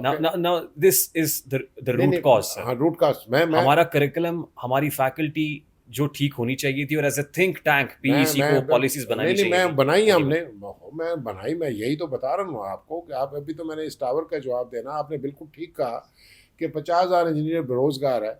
आप कह रहे हैं जी मैं 2,000 इंक्यूबेशन सेंटर कायम कर दूंगा तो 48,000 का क्या बनेगा? You are very right question. हमने जो, हाँ, इसके लिए आज दुनिया का जो सबसे बड़ा बिजनेस है जनरेटिव एआई, आर्टिफिशियल इंटेलिजेंस, हमने इस पे काम शुरू कर दिया था जब हम वहाँ पे थे कि करिकुलम को रिवाइज किया जाए। हमने बाकायदा कमेटियाँ बनाई और कमेटियाँ बना के मैंने ऑक्सफोर्ड और हार्वर्ड यूनिवर्सिटी में सैनफोर्ड के अंदर भेजी कि जाए देखें ये क्या पढ़ा रहे हैं, हम जो दरमियान के गैप ख़त्म करें, let's enter into 5th generation business. और वो वहाँ पे लेके आए, टेनोर ख़त्म हो गया हमारा और वो एज इट इज़ उसको शेल्फ कर दिया गया। और उसकी शेल्फ की जगह जो करंट आए हैं, इनकी पॉलिसी इन्होंने बना दी कि जी हम आपको इंटर्नशिप दे रहे हैं। 3.25 अरब रुपया खा गए हैं और इंटर्नशिप ठेकेदारों को उनके पास इंटर्नशिप करवाई है जिनके अपने दफ्तर में बैठने की जगह नहीं किसी की। अब मैं ज़रा इससे हट के जो आपका सवाल बिल्कुल एग्जैक्टली उस तरफ आ रहा हूँ। दुनिया में जनरेटिव एआई का age of today business is $6 trillion, $6 trillion, और by 2030 it's going to be a 16 to 18 I trillion agree, dollar. sir, but you don't need to be an engineer for that. आप कह रहे हैं कि AI is not a computer line. आपको engineer होने की जरूरत नहीं है AI के लिए. No, it's definitely required as of today because human resource is less. इसलिए ये काम चल रहा है. देखें, it is a data analysis होना है. अब डाटा एनालिसिस है, आपने अगर मेडिकल नहीं पढ़ा तो उसका मेडिकल के डाटे को आप एनालिसिस कैसे करेंगे? अगर आपने इलेक्ट्रिकल इंजीनियरिंग नहीं पढ़ी तो इलेक्ट्रिक इंजीनियरिंग के डाटे को कैसे एनालिसिस करेंगे? मैकेनिकल इंजीनियरिंग नहीं पढ़ी तो मैकेनिकल इंजीनियरिंग के डाटे को एनालिसिस कैसे करेंगे? सिविल इंजीनियरिंग नहीं पढ़ी तो उसके डाटे को कैसे एनालिसिस करें? इसके लिए ये ज़रूरत है, आज भी ज़रूरत है। और जो जब इलेक्ट्रिकल इंजीनियर इसको एआई को सीख के बाद अपनी क्रेडेंशियल के साथ फिटिंग करेगा कि मैंने ये भी पढ़ लिया है और ये मेरे सब्जेक्ट है, तो आज पता है इस वक्त जो एक इंजीनियर वहाँ पे यूएसए के अंदर जो उसकी सैलरी है $5,000 मिनिमम उसकी सैलरी है। हमने अभी कल से ट्रेनिंग शुरू की, जो मैंने बताया था कि हमारे एलुमनाई हैं वहाँ पे इस वक्त $1 बिलियन सिलिकॉन वैली में है। सिलिकॉन वैली में उन्होंने कल से वो भी वॉलंटियर कर रहे हैं, लेकिन जिन ट्रेनर्स को लेके आए उनकी पेमेंट थी, वो वी डिड इट। हमने पूरे पाकिस्तान की 11 यूनिवर्सिटीज़ जा कंसल्टेटिव मीटिंग की। हमने कहा जी आप अपने अपने यूनिवर्सिटीज़ में हमें जगह प्रोवाइड करें, ऑनलाइन इनकी ट्रेनिंग करेंगे। Sir I agree, we do have the volunteers, we do have our alumni base, I truly agree with that. 1500 लोगों को ट्रेनिंग करा लेंगे। अभी आपकी यूनिवर्सिटीज़ कितनी सारी हैं, कितने घरों के अंदर, बड़ी बड़ी इमारतों के अंदर लोग डिग्रीज दे रहे हैं, डिग्री वार्डिंग इंस्टीट्यूट्स बना दिए उन्होंने। क्या खपत के मुताबिक, यानी ये कोई इक्वेशन सेट हो रही है कि जितने इंजीनियर्स आप प्रोड्यूस कर रहे हैं इतनों को एम्प्लॉयमेंट भी दे सकते हैं कि नहीं? देखें, ये सारी विजन की बात है। आपका क्वेश्चन भी 100% ठीक है, लेकिन मेरा जवाब भी जो आगे आ रहा है वो भी 100% ठीक है। ये आपसे ये सवाल मैं इसलिए कर रहा हूँ कि आप फिर इस रेस पे हैं, आप फिर चेयरमैन पीईसी बनना चाहेंगे ऑब्वियसली। दो टर्म्स आपकी पहले हैं। इंजीनियर्स वांट टू आस्क, जब आप निकलेंगे तो इंजीनियर आपसे बहुत सवाल करेंगे। मैंने तो जो काम करना है ना उसको शुरू करके जा रहा हूँ। ये नहीं कि मैंने वहाँ जा करना कि मैं करूँगा, नहीं। कल ट्रेनिंग मैंने कहा, कल और हमने इनॉग्रेट किया है, सेशन स्टार्ट हो गया। इट्स ए 14 वीक्स ट्रेनिंग, और हफ्ते में 2 दिन होगी ट्रेनिंग। जो है सैटरडे संडे 2 आवर्स ट्रेनिंग है जो कल से शुरू हो चुकी है। अब ये ट्रेनिंग जो है ना, ये अगर तो आपने कोर्स एक शुरू कर दिया यूनिवर्सिटी में और उसने 6 महीने के बाद फिर नया बैच लेके आना है, तो फिर तो जो आप सवाल कर रहे हैं बिल्कुल ठीक कर रहे हैं। लेकिन मेरा विजन डिफरेंट है। मैंने ये हर महीने एक बैच 5,000 का शुरू करना है, तो साल के अंदर कितने हो जाएंगे बैच? 12 बैचेज होंगे। साल ओवरलैप होंगे सारे, आपस में करते जाएंगे। तो इसका मतलब एक साल में जो मेरा प्रोग्राम है वो 60,000 इंजीनियर्स की तरबियत देना है। और जो इस वक्त इंजीनियर्स को कल की ट्रेनिंग हुई है, उन्होंने हर क्लोजिंग के बाद टेस्ट लेना, जूम पे उसी वक्त टेस्ट होगा, और टेस्ट होने आखिरी दिन टेस्ट कंप्लीट करने के बाद जब उनका टेस्ट वो मुकम्मल आ जाएगा और जो बच्चे पास होंगे, ये अनाउंस्ड है पहले, उनको अगले दिन जॉब लेनी होगी तो जॉब ले ले, काम एंटरप्रेन्योर बनना होगा। Sir, that I agree, but this should have been done by the universities. Their curriculum should have been revised. उनको इसके साथ के इंक्यूबेशन सेंटर्स यूनिवर्सिटीज के अंदर हैं। एचईसी की रिक्वायरमेंट है कि बिजनेस इंक्यूबेशन सेंटर्स बनाएं, but they are not running effectively. वो पॉलिसी नहीं है, वो फ्रेमवर्क नहीं है। देखिए, मैंने आप अकेले क्या कुछ कर लेंगे? नहीं, ये पहले क्या कुछ नहीं किया। हाँ, मैं फिर वो बता रहा हूँ, ये आपकी विजन सोच की बात, डिटर्मिनेशन होनी चाहिए कि मैंने ये करना और अल्लाह से मदद मांगे कि अल्लाह करवाए। आप ये यकीन करें कि मैं आपको अगली बात ये कह रहा हूँ कि हम इसमें गवर्नमेंट से वी आर डिटर्मिन कि हम डोनेशंस लेंगे लोगों से। पाकिस्तान इंजीनियरिंग फाउंडेशन के अंदर गवर्नमेंट से पैसा रखा ही नहीं किसी जगह कि मैंने एचईसी से पैसा मांगना है, सरकार से मांगना है। जाके किस लिए मांगना है भाई? ट्रेन करना, जॉब तो बाहर पड़े हुए हैं वो। अच्छा, वो क्यों मिलेंगे? उसकी बात सुन लेना जी। जो जॉब की मैं बात कर रहा हूँ, मैंने अभी बताया वो 5,000 का है। ये हमें क्या देना चाहते हैं? ये हमें कहते हैं कि आपको हम इनिशियली 500 से $1,000 देंगे। इसका मतलब है कि जो बच्चा उनको $5,000 का मिल रहा है, मेरे लिए $1,000 बड़े हैं। 2,85,000 रुपया मेरे इंजीनियर को मिले, $500 भी मिले, तो इसका मतलब 1.5 लाख उसको मिल रहा है। He will be more than happy. लेकिन इनको हम अगली स्टेज पे यहाँ से उठा के जब पीस का प्लेटफॉर्म हमारे पास होगा, उस प्लेटफॉर्म से जब मैं इंटरनेशनल ये जो बड़े बड़े प्लेयर्स हैं इनको बुलाऊंगा, उनको यहाँ पे ऑफिशियली इनवाइट करूंगा, बताऊंगा कि ये रिसोर्स हमारे पास है, come with us, join to us and get this resource trained. Elections में आपका नैरेटिव क्या है? सबसे पहला नैरेटिव यही है कि हमारे जितना बेरोज़गार इंजीनियर है उसका रोज़गार देंगे, और उसको रोज़गार देने का हमने प्रैक्टिकल सैंपल जो चला दिया कल। फ्रैंकली स्पीकिंग सर, रोजगार देना पीसी का काम है? ना नहीं है। ये तो सरकारों का काम है, रियासत का काम है। मुझे ये बताएं, ये आपने कहा सरकार का काम है, ये कहाँ लिखा हुआ ये सरकार का काम है? ये तो एक जॉब क्रिएट करना सरकार अपनी जगह पे, सर, लेकिन PC should act like a think tank. मैं नहीं पीस देखिए, थिंक टैंक तो हम एक्ट थिंक पॉलिसी फ्रेमर होना चाहिए नहीं, आपको। मैं देखें, मैंने फिर बात कर रहा हूँ, तो आप दोनों चीज़ों को मिक्स कर रहे हैं। जहाँ मेरा एज ए थिंक टैंक काम है, मैं वहाँ थिंक टैंक काम करूँगा, करता रहा हूँ पहले भी जाके। मैंने इंजीनियर्स फाउंडेशन का बात की है, और आगे मैं एक लफ्ज़ छोड़ के अकेला आपको कह रहा हूँ, अगर कोई और फाउंडेशन इस वक्त सबसे बड़ा जाइगेंटिक अदारा बना हुआ है, तो हम इंशाल्लाह हम उसको फॉलो कर ठीक लेंगे। Sir, let's talk in numbers now. जी। कितने रजिस्टर्ड वोटर्स हैं आपके? 3.5 लाख टू बी प्रिसाइज, हाँ, जी, 3.5 लाख। जी। और कितने लोग ऐसे हैं जो पोलिंग बूथ तक आते हैं और वोट कास्ट करते हैं? 10%। सर, 3.5 लाख रजिस्टर्ड वोटर्स हैं। हार्डली 40-50,000 टू मैक्स वो उनका टर्न आउट होता है। लास्ट जो चेयरमैन पीईसी बने थे वो 19,000 वोटों के साथ थे। तो हम कह सकते हैं कि चेयरमैन पीईसी इंजीनियर्स का नुमाइंदा होता है जो सिर्फ 19,000 वोट लेके चेयरमैन बनता है। लेकिन मेरा ख्याल है कि एक प्रोसेस है ये तो, जब बाई इलेक्शन होते हैं तो वहाँ भी वो रेशो कम होती है। फुल इलेक्शन हो रहा होता तो रेशो बट दिस इज ज़्यादा नॉट होती बाय इलेक्शन सर। है। It's not a by election, but there is awareness, I think. Engineers को अभी ऑनेस्टली जो हमने जो काम जब ये बॉडी उठाएंगे, जो मैंने कहा कि अनफिनिश एजेंडा हमारा था, तो जब हम उसको सीनियर्स को उसमें एंगेज करेंगे, वो देखेंगे कि पाकिस्तान इंजीनियरिंग काउंसिल एक नुमाइंदा बन के एक नेशनल वॉइस बनी है, तो फिर सबकी शिरकत हो जाती है। अभी तक के नंबर्स तो ये बताते हैं कि इंजीनियर पीईसी से खुश नहीं है, या they are not interested in PEC anymore. हाँ, नंबर जो बता रहे हैं, जब वोट कास्ट नहीं कर रहा तो इसका मतलब है कि they are not interested much in it. लेकिन मेरी आपके थ्रू ये वॉइस उन तक पहुंच रही है कि इंशाल्लाह जो बेसिक काम थे हम पिछले टेन्योर में करके आए हैं, अब हमारा एजेंडा बहुत बड़ा है जो हमने काम करने हैं, और नेशनल लेवल के इंटरनेशनल लेवल के काम है। तो we need all the engineers to come and cast their vote. आपकी 2 टर्म्स थी, उसके जी, बाद भी लोग आए हैं जी। एज चेयरमैन पीईसी और हाँ, हाँ। पीईसी चलती रही है। तो अभी तक कोई इलेक्ट्रॉनिक वोटिंग मशीन क्यों नहीं आ गई नहीं, कि ये जो जहां कहीं है वहां से वोट कास्ट कर लेता? असल में ये वोट हमारा जो पोलिंग है, जो इसकी निगरानी है, वो नादरा और इलेक्शन कमीशन करता है। तो जो नेशनल लेवल पे मरवजा कवानीन है, वो वही चल रहे हैं। शुक्र करेंगे अभी form 47 sir, engineer should have bring some innovation into it नहीं, हमने कि ये इंजीनियर्स का इलेक्शन है। आपकी इतला के लिए कि ये जो एक मशीन बनी थी वो एचडीएस ने ही बनाई थी।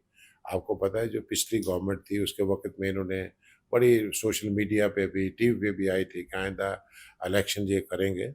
तो उसके अंदर हमने वो बिल्कुल फुल फ्री मशीन थी, उसमें पाकिस्तान इंजीनियरिंग काउंसिल और प्योरली इंजीनियर्स ने बनाई थी। इंप्लीमेंट नहीं हो सकी ना, बट Implement- इंजीनियर्स के इलेक्शन में जी, एटलीस्ट एक इंप्लीमेंटेशन या एक हमें टेस्ट रन मिल जाता। नहीं, मैं वही कह रहा हूँ, उसका हमें ये भी फायदा है कि ना सिर्फ पाकिस्तान से बाहर भी वोट कास्ट कर सकते। जी same it will happen for जी। पाकिस्तान कि अगर इलेक्ट्रॉनिक वोट कास्ट हो तो वो बाहर से भी हो सकता है। तो इसके लेकिन जो मरवजा कवानीन उनके यहाँ हम उसे हट के नहीं जा सकते, ये असल बात है। अगर हम कहेंगे तो फिर कहेंगे पता नहीं इन्होंने कोई दरमियान में कोई अपना इलेक्ट्रॉनिक ना फिट कर लिया और कहेंगे जी हम ही जीत रहे हैं। तो हम तो transparency to the satisfaction of the engineers maintain करते आप हैं। समझते हैं कि इंजीनियर्स पीसी से मायूस हैं? मायूस नहीं है, अगर मायूस नहीं है तो फिर कोई भी ना आता। अगर मायूसी की बात हो, हर साल वोटिंग स्ट्रेंथ इंक्रीज हो रही है। मेरा ख्याल है कि जो इस मरतबा इलेक्शन है इसके अंदर पहले से I am expecting at least 50% vote ज़्यादा कास्ट होगा। आई एम एक्सपेक्टिंग, क्योंकि ये जो बात आपने की है कि जब उन्होंने कंपैरिजन किया दो टेन्योर का, हमारा और इनका किया है, तो ये रिजेंटमेंट है इंजीनियर्स की। They want it that the previous should come back, that they should continue their projects, and which is good for the engineers, good for the nation, good for the country, and overall it will bring the prosperity. जब मैं generative AI की बात कर रहा हूँ, I am entering into the $6 trillion business. I am taking the engineers into that big space of business. जब वो space of business में जाएंगे और डॉलर्स आना शुरू हो गए, आप मुझे बताएं $32 बिलियन पे हम काम कर रहे हैं और $6 ट्रिलियन में $2 बिलियन का हमारा हिस्सा है, $283 बिलियन इंडिया का हिस्सा है। मुझे ये बताएं कि कहाँ बैठे हैं, बात हम कौन सी कर सर रहे that is only one segment that you are emphasising on. आप एक बात कर रहे हैं, एक सेगमेंट की, एक कोर्स की बात कर रहे हैं, एक ट्रेनिंग की बात कर रहे हैं, but what about rest of the curriculum जिसकी बात कर रहे थे वो रह गया। उस पे अभी तक मुझे वो रिस्पांस नहीं मिला है कि करिकुलम कैसे रिवाइज हैं? हाँ करेंगे, हाँ फैकल्टी कैसे रिवैम्प करेंगे, हाँ। ओवरऑल जो देखिए ये रिफॉर्मर्स। मैं ये यहाँ देख रहा हूँ कि द रिफॉर्मर्स हाँ आपका नारा है, हाँ तो वो बिल्कुल। रिफॉर्म कैसे होगी? अच्छा देखिए, ये चीज़ हमने अपने मैनिफेस्टो में ली, ये वाकई बड़ा क्रिटिकल क्वेश्चन है कि मतलब आप एजेंडा इतना बड़ा लेके जा रहे हैं, मसाइल इतने बड़े हैं, what you will do and how you will do. इसके लिए जो मैं बात बात कर रहा हूँ कि हमने हमने ये साल 1.5 साल से महसूस कर लिया था और मुशावरत जारी थी यूनिवर्सिटियों, 11 यूनिवर्सिटियों। फाइनली ये तय हुआ कि अगर हम इमीडिएट लॉन्ग टर्म सोल्यूशन देना चाहते हैं तो we should focus generative AI in all discipline of the universities. और ये काम सिर्फ पाकिस्तान इंजीनियरिंग काउंसिल नहीं करेगी, Pakistan all universities, it will be mandatory for them जो इंजीनियरिंग की स्टडीज़ दे रही हैं कि उन्होंने ना सिर्फ उनको पढ़ाना है जो वहाँ पे स्टूडेंट्स हैं, बल्कि वो जो पास आउट कर चुके हैं उनकी भी तरबियत करनी है। ये एक वार फुटिंग पे प्रोग्राम चलेगा। आई एम श्योर आज आप $30 बिलियन इकोनॉमी की बात कर रहे हैं, अगर गवर्नमेंट भी इसका हिस्सा बन जाए, अगर गवर्नमेंट भी हिस्सा बन जाए तो बाई एंड ऑफ 2025 आप इस $32 बिलियन को डबल कर सर सकते but there lots of ifs and buts. हमेशा हमने नारे सुने हैं, दावे सुने हैं, जुबानी जमा खर्च सुना है, ये हो जाएगा, हैं। अगर ऐसा हो जाए सियासतदानों तो से, ऐसा हो जाएगा। सियासतदानों से इवन पीसी भी इलेक्शन नहीं, लड़ती है ना सर, नहीं पीसी की भी सियासत है। हमने जो मैनिफेस्टो दिया पहले भी, हमने उसकी 100% कंप्लाइंस की। सिर्फ उसमें एक काम नहीं हो सका कि टेक्नोलॉजी कंस्ट्रक्शन बैंक नहीं बना, और उसके लिए पैसा हमने इकट्ठा कर लिया था और इंशाल्लाह इस टेन्योर में जाते ही उसको फोकस करेंगे और वो बैंक बनेगा। अगर पीसी ने कोई काम किया होता और इंजीनियर्स वाकई कुछ कर रहे होते तो 75 साल से हम ये सुन रहे हैं कि मुल्क नाजुक दौर से गुजर रहा है। हम ये भी सुन रहे हैं कि मुल्क वसाइल की दौलत से माला माल है। हमारे घर में जब बिजली के बिल की सूरत में मौत का परवाना हर महीने आता है, लोग अपना मोटरसाइकिल बेच के, अपनी बेगम की ज्वेलरी बेच के, हत्ता कि गुर्दा तक बेच के बिजली का बिल उतारते हैं। लोगों के घरों में लड़ाइयां, भाई भाई को कत्ल कर रहा है। बिजली एक बहुत बड़ा प्रॉब्लम है सर, एनर्जी क्राइसिस है। अभी तक पीईसी हुकूमत को वे फॉरवर्ड क्यों नहीं दे सकी कि आईपीपी से जान छुड़ाए? ये इंडिपेंडेंट पावर प्रोड्यूसर्स हमारा खून निचोड़ और रहे हैं ये सर। तो मैंने पिछली पिछली मर्तबा भी जब मैं टेन्योर में था, we sent letters, it is on the record of the government. लेकिन असल में जो हमारी ट्रेजेडी इस मुल्क की सबसे बड़ी है, वो जो मैं तो उनको अनपढ़ ब्यूरोक्रेट्स को कहता हूँ। ये जो अनपढ़ लोग जो सब महकमों के ऊपर ऊपर सेक्रेटरीज बन के बैठे, तो भाई ये है। मुझे ये बताएं, हम इलेक्ट्रिकल में, इलेक्ट्रिकल इंजीनियरिंग है, सिविल है, मैकेनिकल है, हम हर के लिए स्पेशलाइजेशन है, ये सारा कुछ जानते हैं। ये हमारी तबाही इस मुल्क की हुई है। लोग कहते हैं जी सियासतदानों ने कर दी, ये एस्टेब्लिशमेंट नहीं, ये हमारी 76 साल की तबाही के यही ये जिम्मेदार हैं जो ब्यूरोक्रेट्स हैं, जिनको पता कुछ नहीं है। देखें, दुनिया के जिन मुल्कों ने तरक्की की, मलेशिया ने की है, सिंगापुर ने की है, वियतनाम ने की है, चाइना ने की है, जापान ने की है, इंडोनेशिया उस रास्ते में गामजन है। मुझे ये बताएं, खुदा के लिए सर सारी दुनिया ने की है, हमने नहीं की। नहीं। PEC should have made government realize कि इंजीनियर्स और या जो हमारा ये जो रूट कॉज है एनर्जी क्राइसिस का, वो ये पर्टिकुलर है। आप महंगे सौदे जो इंडिपेंडेंट पावर प्रोड्यूसर्स के साथ आपने किए हुए, इनको रिवाइज करें सर। ये देखें, ये जो मैं बात कर रहा था, let me first complete that, मैं सर। आईपीपी की तरफ आता हूँ। सर देखें, ये जब तक आप पढ़े लिखे बंदों को उस कॉम्पिटेंट सीट पे नहीं बैठाएंगे जो फैसले करेंगे, तो ये मुल्क आगे नहीं चल सकता, ये फैसले नहीं हो सकते।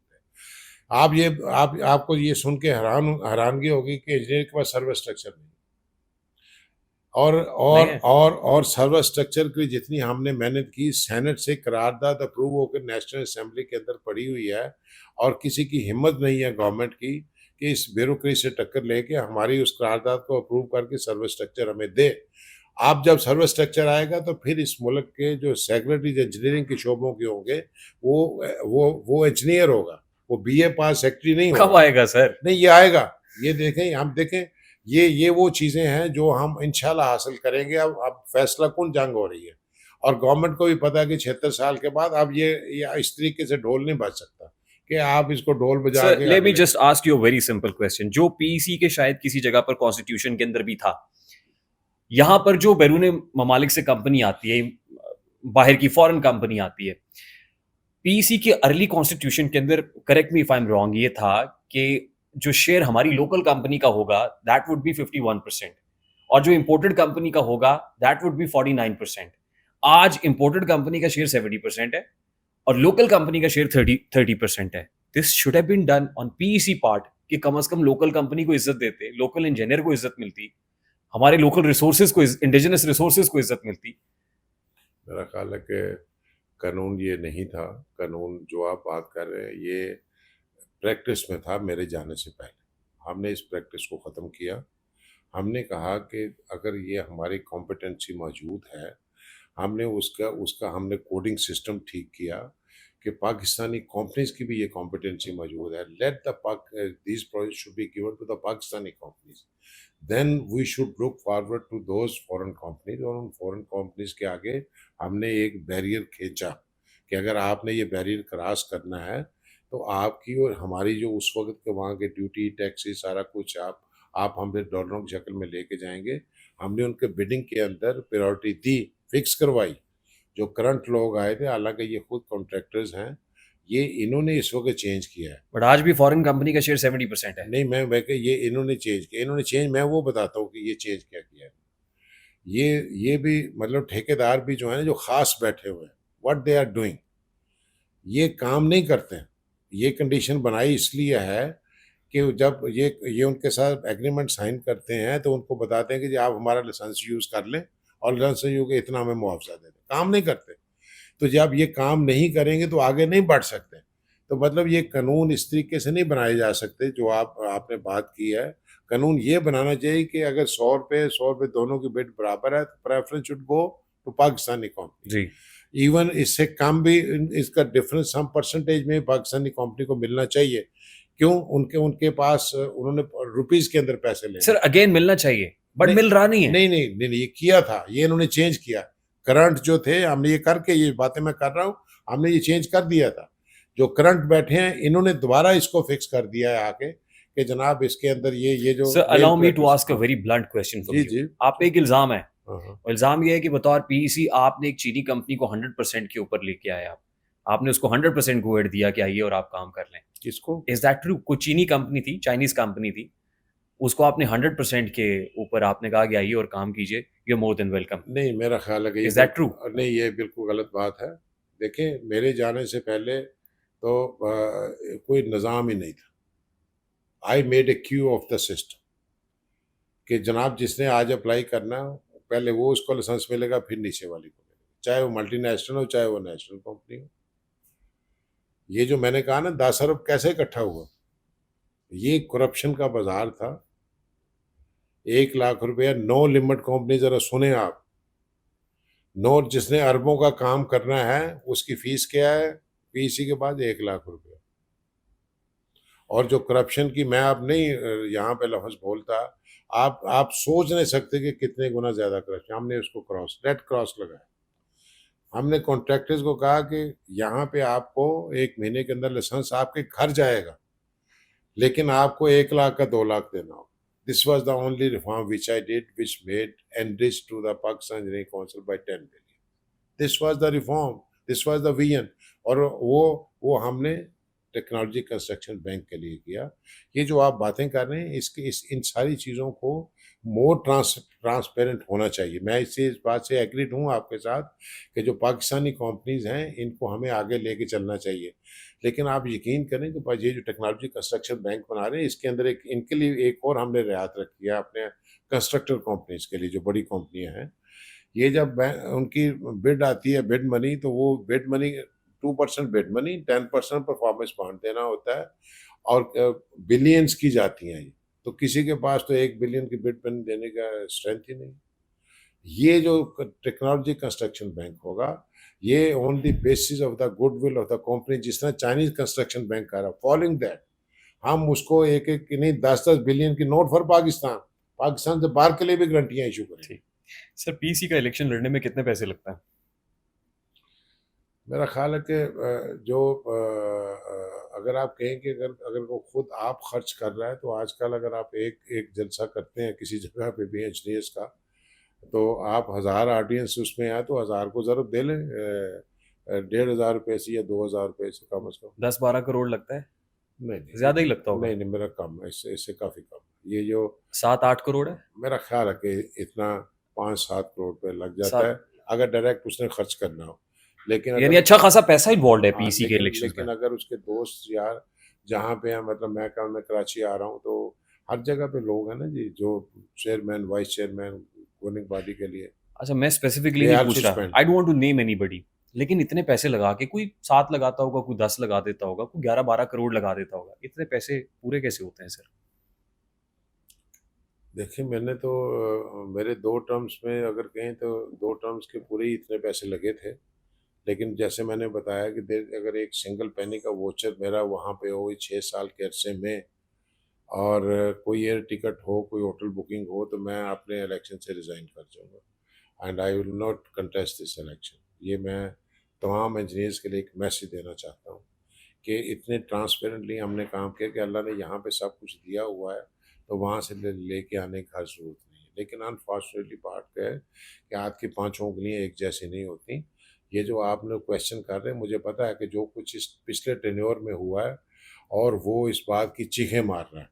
तो एक गवर्निंग बॉडी के एक मेंबर ने कहा कि इतना-इतना हम टीएडीए ले जाते हैं, और उसने कहा उस के मैं खुद भी इसका मतलब मुझे भी हासिल किया, मैंने भी किया। तो हमने इसके लिए देखें, हमने इसके लिए अपने मैनिफेस्टो में लिख के भेज रहे हैं कि आइंदा जो कमिटीज़ मीटिंग किया करेंगे ना, अब ज़ूम पे मीटिंग चल रही है। Why we should come from whole Pakistan to sir, Pakistan Delhi being an council. Engineer हाँ, बीइंग एन इंजीनियर मेरे पास इंजीनियरिंग कम्युनिटी की पल्स है, ठीक और है। मैं वो पल्स लेके आपसे सवाल कर रहा जी, जी। हूँ। Coming towards another question sir, professional bodies के जो इलेक्शंस होते हैं, हुँ, उसमें तो इलेक्शन कैंपेनिंग नहीं होती। आप डेवलप्ड वर्ल्ड की बात भी कर लें, आप अमेरिकन इंस्टीट्यूट ऑफ इंजीनियरिंग की बात कर लें, तो वहाँ पे कोई बड़े बड़े जलसे नहीं होते, बड़ी बड़ी तकरीरें नहीं होती, इलेक्शन कैंपेनिंग नहीं होती। वो अपने कैंडिडेट्स की जो नाम है और उनका प्रोफाइल है वेबसाइट के ऊपर दे देते हैं, और जाके आप देखें, आपको अगर उसका प्रोफाइल अच्छा लगता है या कैंडिडेट पसंद है, आप उसको वोट करते हैं और डिजिटली वोट कर देते हैं। आप हमारे यहाँ बड़े बड़े जलसे होते हैं, बड़ी बड़ी कैंपेन्स होती हैं, फिर उसमें मनी इन्वॉल्व होती है। ये दुरुस्त है? ऐसा होना चाहिए? ऐसा नहीं होना चाहिए। और मतलब है कि इंसान हर उम्र में हर वक़्त सीखता है। ये जो आपने बात कही है कि election campaigning should be ban, मैं समझता हूँ। और ये जो आपने बताया आजकल मीडिया का दौर है कि जो इस तरह के बड़े जलसे करे, मतलब उसको इलेक्शन से कानून बनाया जा सके, उसको डिबार किया जाए, और जिसने अपनी कैंपेन करनी है ताकि जो टैलेंट है वो सामने आ सके, और बजाय इसके कि आप पैसे की बुनियाद पे इलेक्शन जीत के आगे चले जाएं, उनके रास्ते में रुकावट होनी चाहिए। ये आई एग्री विद इट कि जो मतलब है कि ये जो इस वक्त इलेक्शन का एक्सपेंस है, जो खर्चा है, ये आम इंजीनियर बर्दाश्त नहीं कर सकता। तो why it should be fix for the few engineers only, कि जो बर्दाश्त कर सकते हैं तो they should come and become the chairman और द वाइस चेयरमैन और द सीनियर वाइस चेयरमैन और the part of the governing body. I agree with you. और इंशाल्लाह मैंने हमारे ये मैनिफेस्टो में नहीं थी बात, तो एक you have given me good addition, तो it will become a part of our manifesto. I agree with it. Sir, coming towards the conclusion, what do you think what engineers are expecting from you? उनकी तवक्कुआत क्या है? Number one, वो जो बेरोजगार हैं वो चाहते हैं कि हमें रोजगार मिले। Number two, they want a pride that engineer जहाँ पे जाए, अभी तो बेचारे जाते हैं जहाँ पे तो नौकरी नहीं मिलती, लोगों को ढूंढना पड़े, और ये प्राइड हमने देखा हुआ है। मतलब है कि ये प्राइड जो मैंने अपने वक्त में भी, हम एक जगह अप्लाई करते थे तो जहाँ जब अप्लाई करते थे इंटरव्यू कॉल नहीं आती थी, अपॉइंटमेंट लेटर आया करते थे। इंशाल्लाह the same situation will develop. और डेवलप सप्लाई और डिमांड की चीज़ है। जो हम करिकुला को चेंज करने का आ रहे हैं, जो हमने इंजीनियर पास आउट हो गए उनकी ट्रेनिंग शुरू करने का प्रोग्राम बना रहे हैं, इट्स ए ह्यूज प्रोग्राम, जो हर महीने एक नया कोर्स शुरू हुआ करेगा। जब वो नहीं होगा तो साल के 12 महीने होते हैं। अगर मैं 5000 इंजीनियर्स को ट्रेन करूँ, एक कोर्स में लेता हूँ, तो 60,000 बनते हैं। अगर मैं 3000 इंजीनियर को एक कोर्स में लेता हूँ, हर महीने जो शुरू होगा, तो 36,000 बनते हैं। और उसके बाद जितनी ये यूनिवर्सिटीज़ हैं, इनको हम इनका करिकुलर चेंज करने जा रहे हैं, तो चेंज करके लेके जा रहे हैं। हमने इस वक्त हमारे एक्सपर्ट्स बैठे हैं जिन्होंने होमवर्क कर लिया हुआ है, और होमवर्क इंशाल्लाह जब दूसरी मीटिंग आएगी पाकिस्तान इंजीनियरिंग काउंसिल की गवर्निंग बॉडी की, वहाँ से हम अप्रूव करवाएंगे। पहली मीटिंग में रेफर कर देंगे, वाइस चांसलर की एक कमेटी है वहाँ जिन्होंने करिकुला को अप्रूव करना होता है, और सेकंड मीटिंग से पहले उसको हम अप्रूव बना के फाइनल करके इम्प्लीमेंट करेंगे ताकि टू वे काम शुरू हो जाए। और ये जो यूनिवर्सिटीज़ अपनी बनी हुई है ये तो फ्री नहीं करेंगे ना, तो ये इनको हम बना के देंगे कि आपने फ़ीस कितनी लेनी है इंजीनियर से। और वही वी होप कि एज ए रेगुलेटर, जिस वक्त इंजीनियरिंग का रेगुलेटर पाकिस्तान इंजीनियरिंग काउंसिल है फॉर द इंजीनियरिंग यूनिवर्सिटी, तो when we'll call them and they will sit with us and they will do the final things. तो आई थिंक इसमें हम easy education की तरफ, सस्ती एजुकेशन की तरफ, खासकर पब्लिक सेक्टर की यूनिवर्सिटीज़ को लेके जाएंगे, और ये एक रेवोल्यूशन होगा, ये एक शिफ्ट आएगा। और जब सप्लाई कम हो जाएगी इंजीनियर्स की, डिमांड ज़्यादा आ जाएगी, तो इंशाल्लाह फिर आप इंजीनियर को ढूंढा करेंगे। वो वक्त आएगा, और बहुत दूर की बात नहीं कर रहा, मैं 25 की बात कर रहा हूँ कि आपका जब मुझसे दोबारा इंटरेक्शन होगा तो फिर ये सवाल मैं आपसे पूछूंगा कि कोई इंजीनियर है तो मुझे ला के दें, मैं उनको रखना चाहता एंड आई एम श्योर कि दोबारा जब इंटरेक्शन होगा तो वो ड्यूरिंग योर टेन्योर भी होगा। हूँ। इंशाल्लाह ड्यूरिंग टेन्योर में होना चाहिए, और मतलब ज़्यादा होना चाहिए, ताकि आप क्योंकि खुद भी इंजीनियर हैं और पल्स आपके पास मौजूद है, जितने आपने क्वेश्चंस किए हैं उसमें वो आपकी वो पल्स शामिल थी। वहाँ एंकर को ये क्वेश्चन नहीं कर सकता। तो जो आपने किए हैं, तो इंशाल्लाह इससे हमारी भी नॉलेज बढ़ता है ना। जैसे मैंने अभी कहा कि यस, मतलब हमने कभी सोचा नहीं था कि इसको हमें रोकना चाहिए इस काम को। इंशाल्लाह ये रोक के जाएंगे ताकि टैलेंट आगे आए, और जितनी हम बातें कर रहे हैं ये प्रैक्टिकल बातें हैं, पॉसिबल है, इसमें कोई ऐसी चीज़ नहीं है कि हमारे मैनिफेस्टो के नाम ने वो लिखी। बड़क शड़क कोई नहीं, ना मारनी आती है, ना ज़िंदगी में कभी मारी, मुझे तो बड़क मारनी नहीं आती, ना सीखा है, और हम्बलनेस मौजूद है। यही आप नहीं, you have been a student leader sir. बड़क बड़क तो स्टूडेंट लीडर्स हो, और बड़क ना मारे हो वहाँ नहीं भी नहीं मारी। जो मेरा हम्बल स्टाइल है वहाँ भी वही होता है। सकता। आप सोचेंगे कि हमारा उस वक़्त जो हमने मैनिफेस्टो था यूनिवर्सिटी में क्या था? मेरा मैनिफेस्टो ये था कि हम सर्दियों में ठंडे पानी से नहाया करते थे। तो मैंने कहा जी मैं हॉस्टलों में गीज़र लगवाऊँ। ब्लैक एंड व्हाइट टीवी देखा करते, तो हमने कहा जी कलर टीवी ला के दो। हमने वो जाते जब आए हैं, तो जो पैसा यूनियन के पास पड़ा था सब हॉस्टलों में गीज़र लगा दिए, और कलर टीवी, और जावेद कुरैशी ये बड़ा इंटरेस्टिंग पार्ट है ऑफ योर लाइफ, क्योंकि मैं इसको कंक्लूड करने जा रहा हूँ। हाँ, मुझे सिर्फ ये बता दें, जिसको देख के दिल कुड़ता भी है, स्टूडेंट जो है आज का, वो बेचारा भीगी बिल्ली है। शायद वो अपने सेशनल से, अपने एकेडमिक्स से और अपने क्विज़ेस और वाइवा से ही नहीं निकल पाता है, तो वो तो निकल के वाइस चांसलर ऑफिस के दरवाजे पे दस्तक नहीं दे सकता। यानी आई मीन उसके अंदर इतनी करेज ही नहीं होती बेचारे में। वो तो भीगी बिल्ली बना हुआ है। तो ये स्टूडेंट यूनियंस भी नहीं है अब, और स्टूडेंट लीडरशिप भी नहीं आ रही है। तो इस पे भी कोई काम करेगी पीसी? देखें ये जो स्टूडेंट यूनियन पे काम करना, ये तो मैं समझता हूँ कि जितना वक्त मैंने इधर देना ना, तो I should give that time to the economy. जो आपने अगली बात की है, आप यकीन करें कि दुनिया में इस वक्त मेरे भतीजे आए हुए थे, भतीजे मेरे कज़न के बेटे और बेटी आई हुई थी पिछले दिनों हमारे घर में, लंदन में रहते हैं। तो मैंने जनरेटिव एआई की वहाँ पे बातचीत, पाइथन लैंग्वेज की बात शुरू कर दी। तो एक 4th क्लास में था, एक 6 में था। तो मुझे उसने कहा अंकल मैं I am learning Python 4th class. उसने कहा क्लास 3 से शुरू है, और हमारे ग्रेजुएट यूनिवर्सिटी से निकल रहे हैं, उसको पाइथन का मतलब नहीं पता, जनरेटिव एआई का नहीं पता। मैंने कहा दिखाओ, मैंने उनका एग्जाम लिया, अच्छा वाले को, वो तो कड़क कड़क कड़क शुरू हो गए। अब हमारी और ये जो हमारी तबाही हो रही है ना एजुकेशन सिस्टम की, कि वो मैच नहीं कर रहा। और इंशाल्लाह ये मैं एचईसी लेवल पे बात नहीं कर रहा, मैं ये पाकिस्तान इंजीनियरिंग काउंसिल में बात कर, पाकिस्तान इंजीनियरिंग काउंसिल का मैंडेट सिर्फ इंजीनियरिंग तक महदूद है। ये मैं आपको गारंटी देता हूँ कि पहले 6 महीने के बाद इंटरव्यू लेके आपने मेरे पास आना है, और पूरा करिकुलर चेंज हो चुका होगा, आप जिसके बुलाएंगे? मैं आई कॉल यू डेफिनेटली, ये बताने के लिए कि जो मेरी आपकी उस दिन बात हुई थी, अभी 6 महीने पूरे नहीं हुए, और ये इस वक्त इम्प्लीमेंटेड है, क्योंकि हम ये काम करके लेके जा रहे हैं। हमने अपने एक्सपर्ट वाइस चांसलर की टीम इस वक्त बिठाई हुई है, जो डिसिप्लिन वाइज करिकुला को चेंज कर रहे हैं, और वो चेंज जो होगी वो हम लेके इंशाल्लाह जो हमारी ओथ सेरेमनी होगी उसके अंदर हम रेफर करेंगे to the vice chancellor's committee, और उनको मैंडेट देंगे अगले 10 दिन में इसको कंप्लीट करके लाएं, एंड विल बी प्ले। इस कौम को अगर आगे बढ़ना है, खुशहाल होना, पाकिस्तान को खुशहाल होना है, तो हमें ये इस सड़क पे ये एक बहुत बड़ा मोटरवे है, बहुत बड़ी जहाँ पे पाकिस्तान की सारी खाली पे गाड़ी एक नहीं चली अभी तक। मुझे आप यकीन कर लें इस बात के ऊपर, मेरा पक्का यकीन है इस बात की, ये $32 बिलियन की ट्रेड कोई ट्रेड नहीं है एक्सपोर्ट। ये जनरेटिव एआई को गवर्नमेंट फोकस कर लेना, अगर यकीन कर लें कि एक साल में हम $100 बिलियन, जो कह रहे जी रोज बयान आ रहे हैं कि $100 बिलियन पे लेके जाना, भाई जाने के लिए किताब तो खोलो जिस जिस रास्ते से जाना है। अगर आप मुझे कहें कि मैं एक्सपोर्ट करूं थ्रू इंडस्ट्री, इंडस्ट्री लगाने को 2 साल चाहिए। 2 साल के बाद आप उसका उसके इन्वेस्टमेंट पैसा भी चाहिए उसको लगाने के लिए।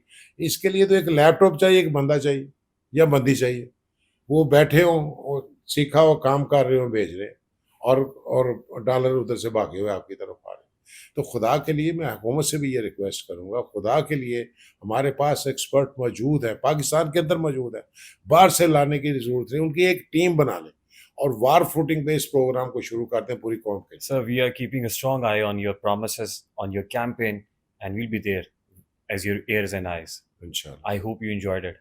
Definitely I enjoyed it. और अल्लाह ताला से दुआ कि जो बातें हमने यहाँ पे की हैं, अल्लाह ताला इस पे बरकत डाल दे, और जो मैंने बातें की हैं जब मैं आपको बुलाऊं तो फिर बताऊं कि ये मैंने नहीं किया, ये मेरे अल्लाह ने किया। Engineer Javed Salim Qureshi Saab, thank you very much. It was lovely talking to you, sir. Thank you very much once again for taking some time out from your busy schedule. Engineer Javed Salim Qureshi साहब की गुफ्तगू आपने सुनी, I hope आपने भी enjoy किया होगा। खास तौर पे एक एंटरप्रेन्योर होने के लिए, एक सक्सेसफुल बिजनेसमैन होने के लिए, एक अच्छा इंसान होने के लिए, और फिर इंजीनियरिंग कम्युनिटी की पल्स पे हाथ रख के कुछ चुपते हुए भी, कुछ सॉफ्ट भी, हर तरह के सवाल हमने करने की कोशिश की। थैंक्स टू हिम कि इन्होंने बगैर बुरा माने हुए हर सवाल का जवाब खंदा पेशानी से देने की कोशिश की है। आई होप आपको अच्छा लगा होगा। अगर अच्छा लगे तो इसको लाइक और शेयर कीजिएगा ताकि मैसेज तक की आवाज़ पहुंच सके। मुझे रेहान तारिक को आरटीएस से इजाज़त दीजिए। This is Rehan Tariq from RTS signing off. अपना बहुत सारा ख्याल रखिएगा। अस्सलाम वालेकुम।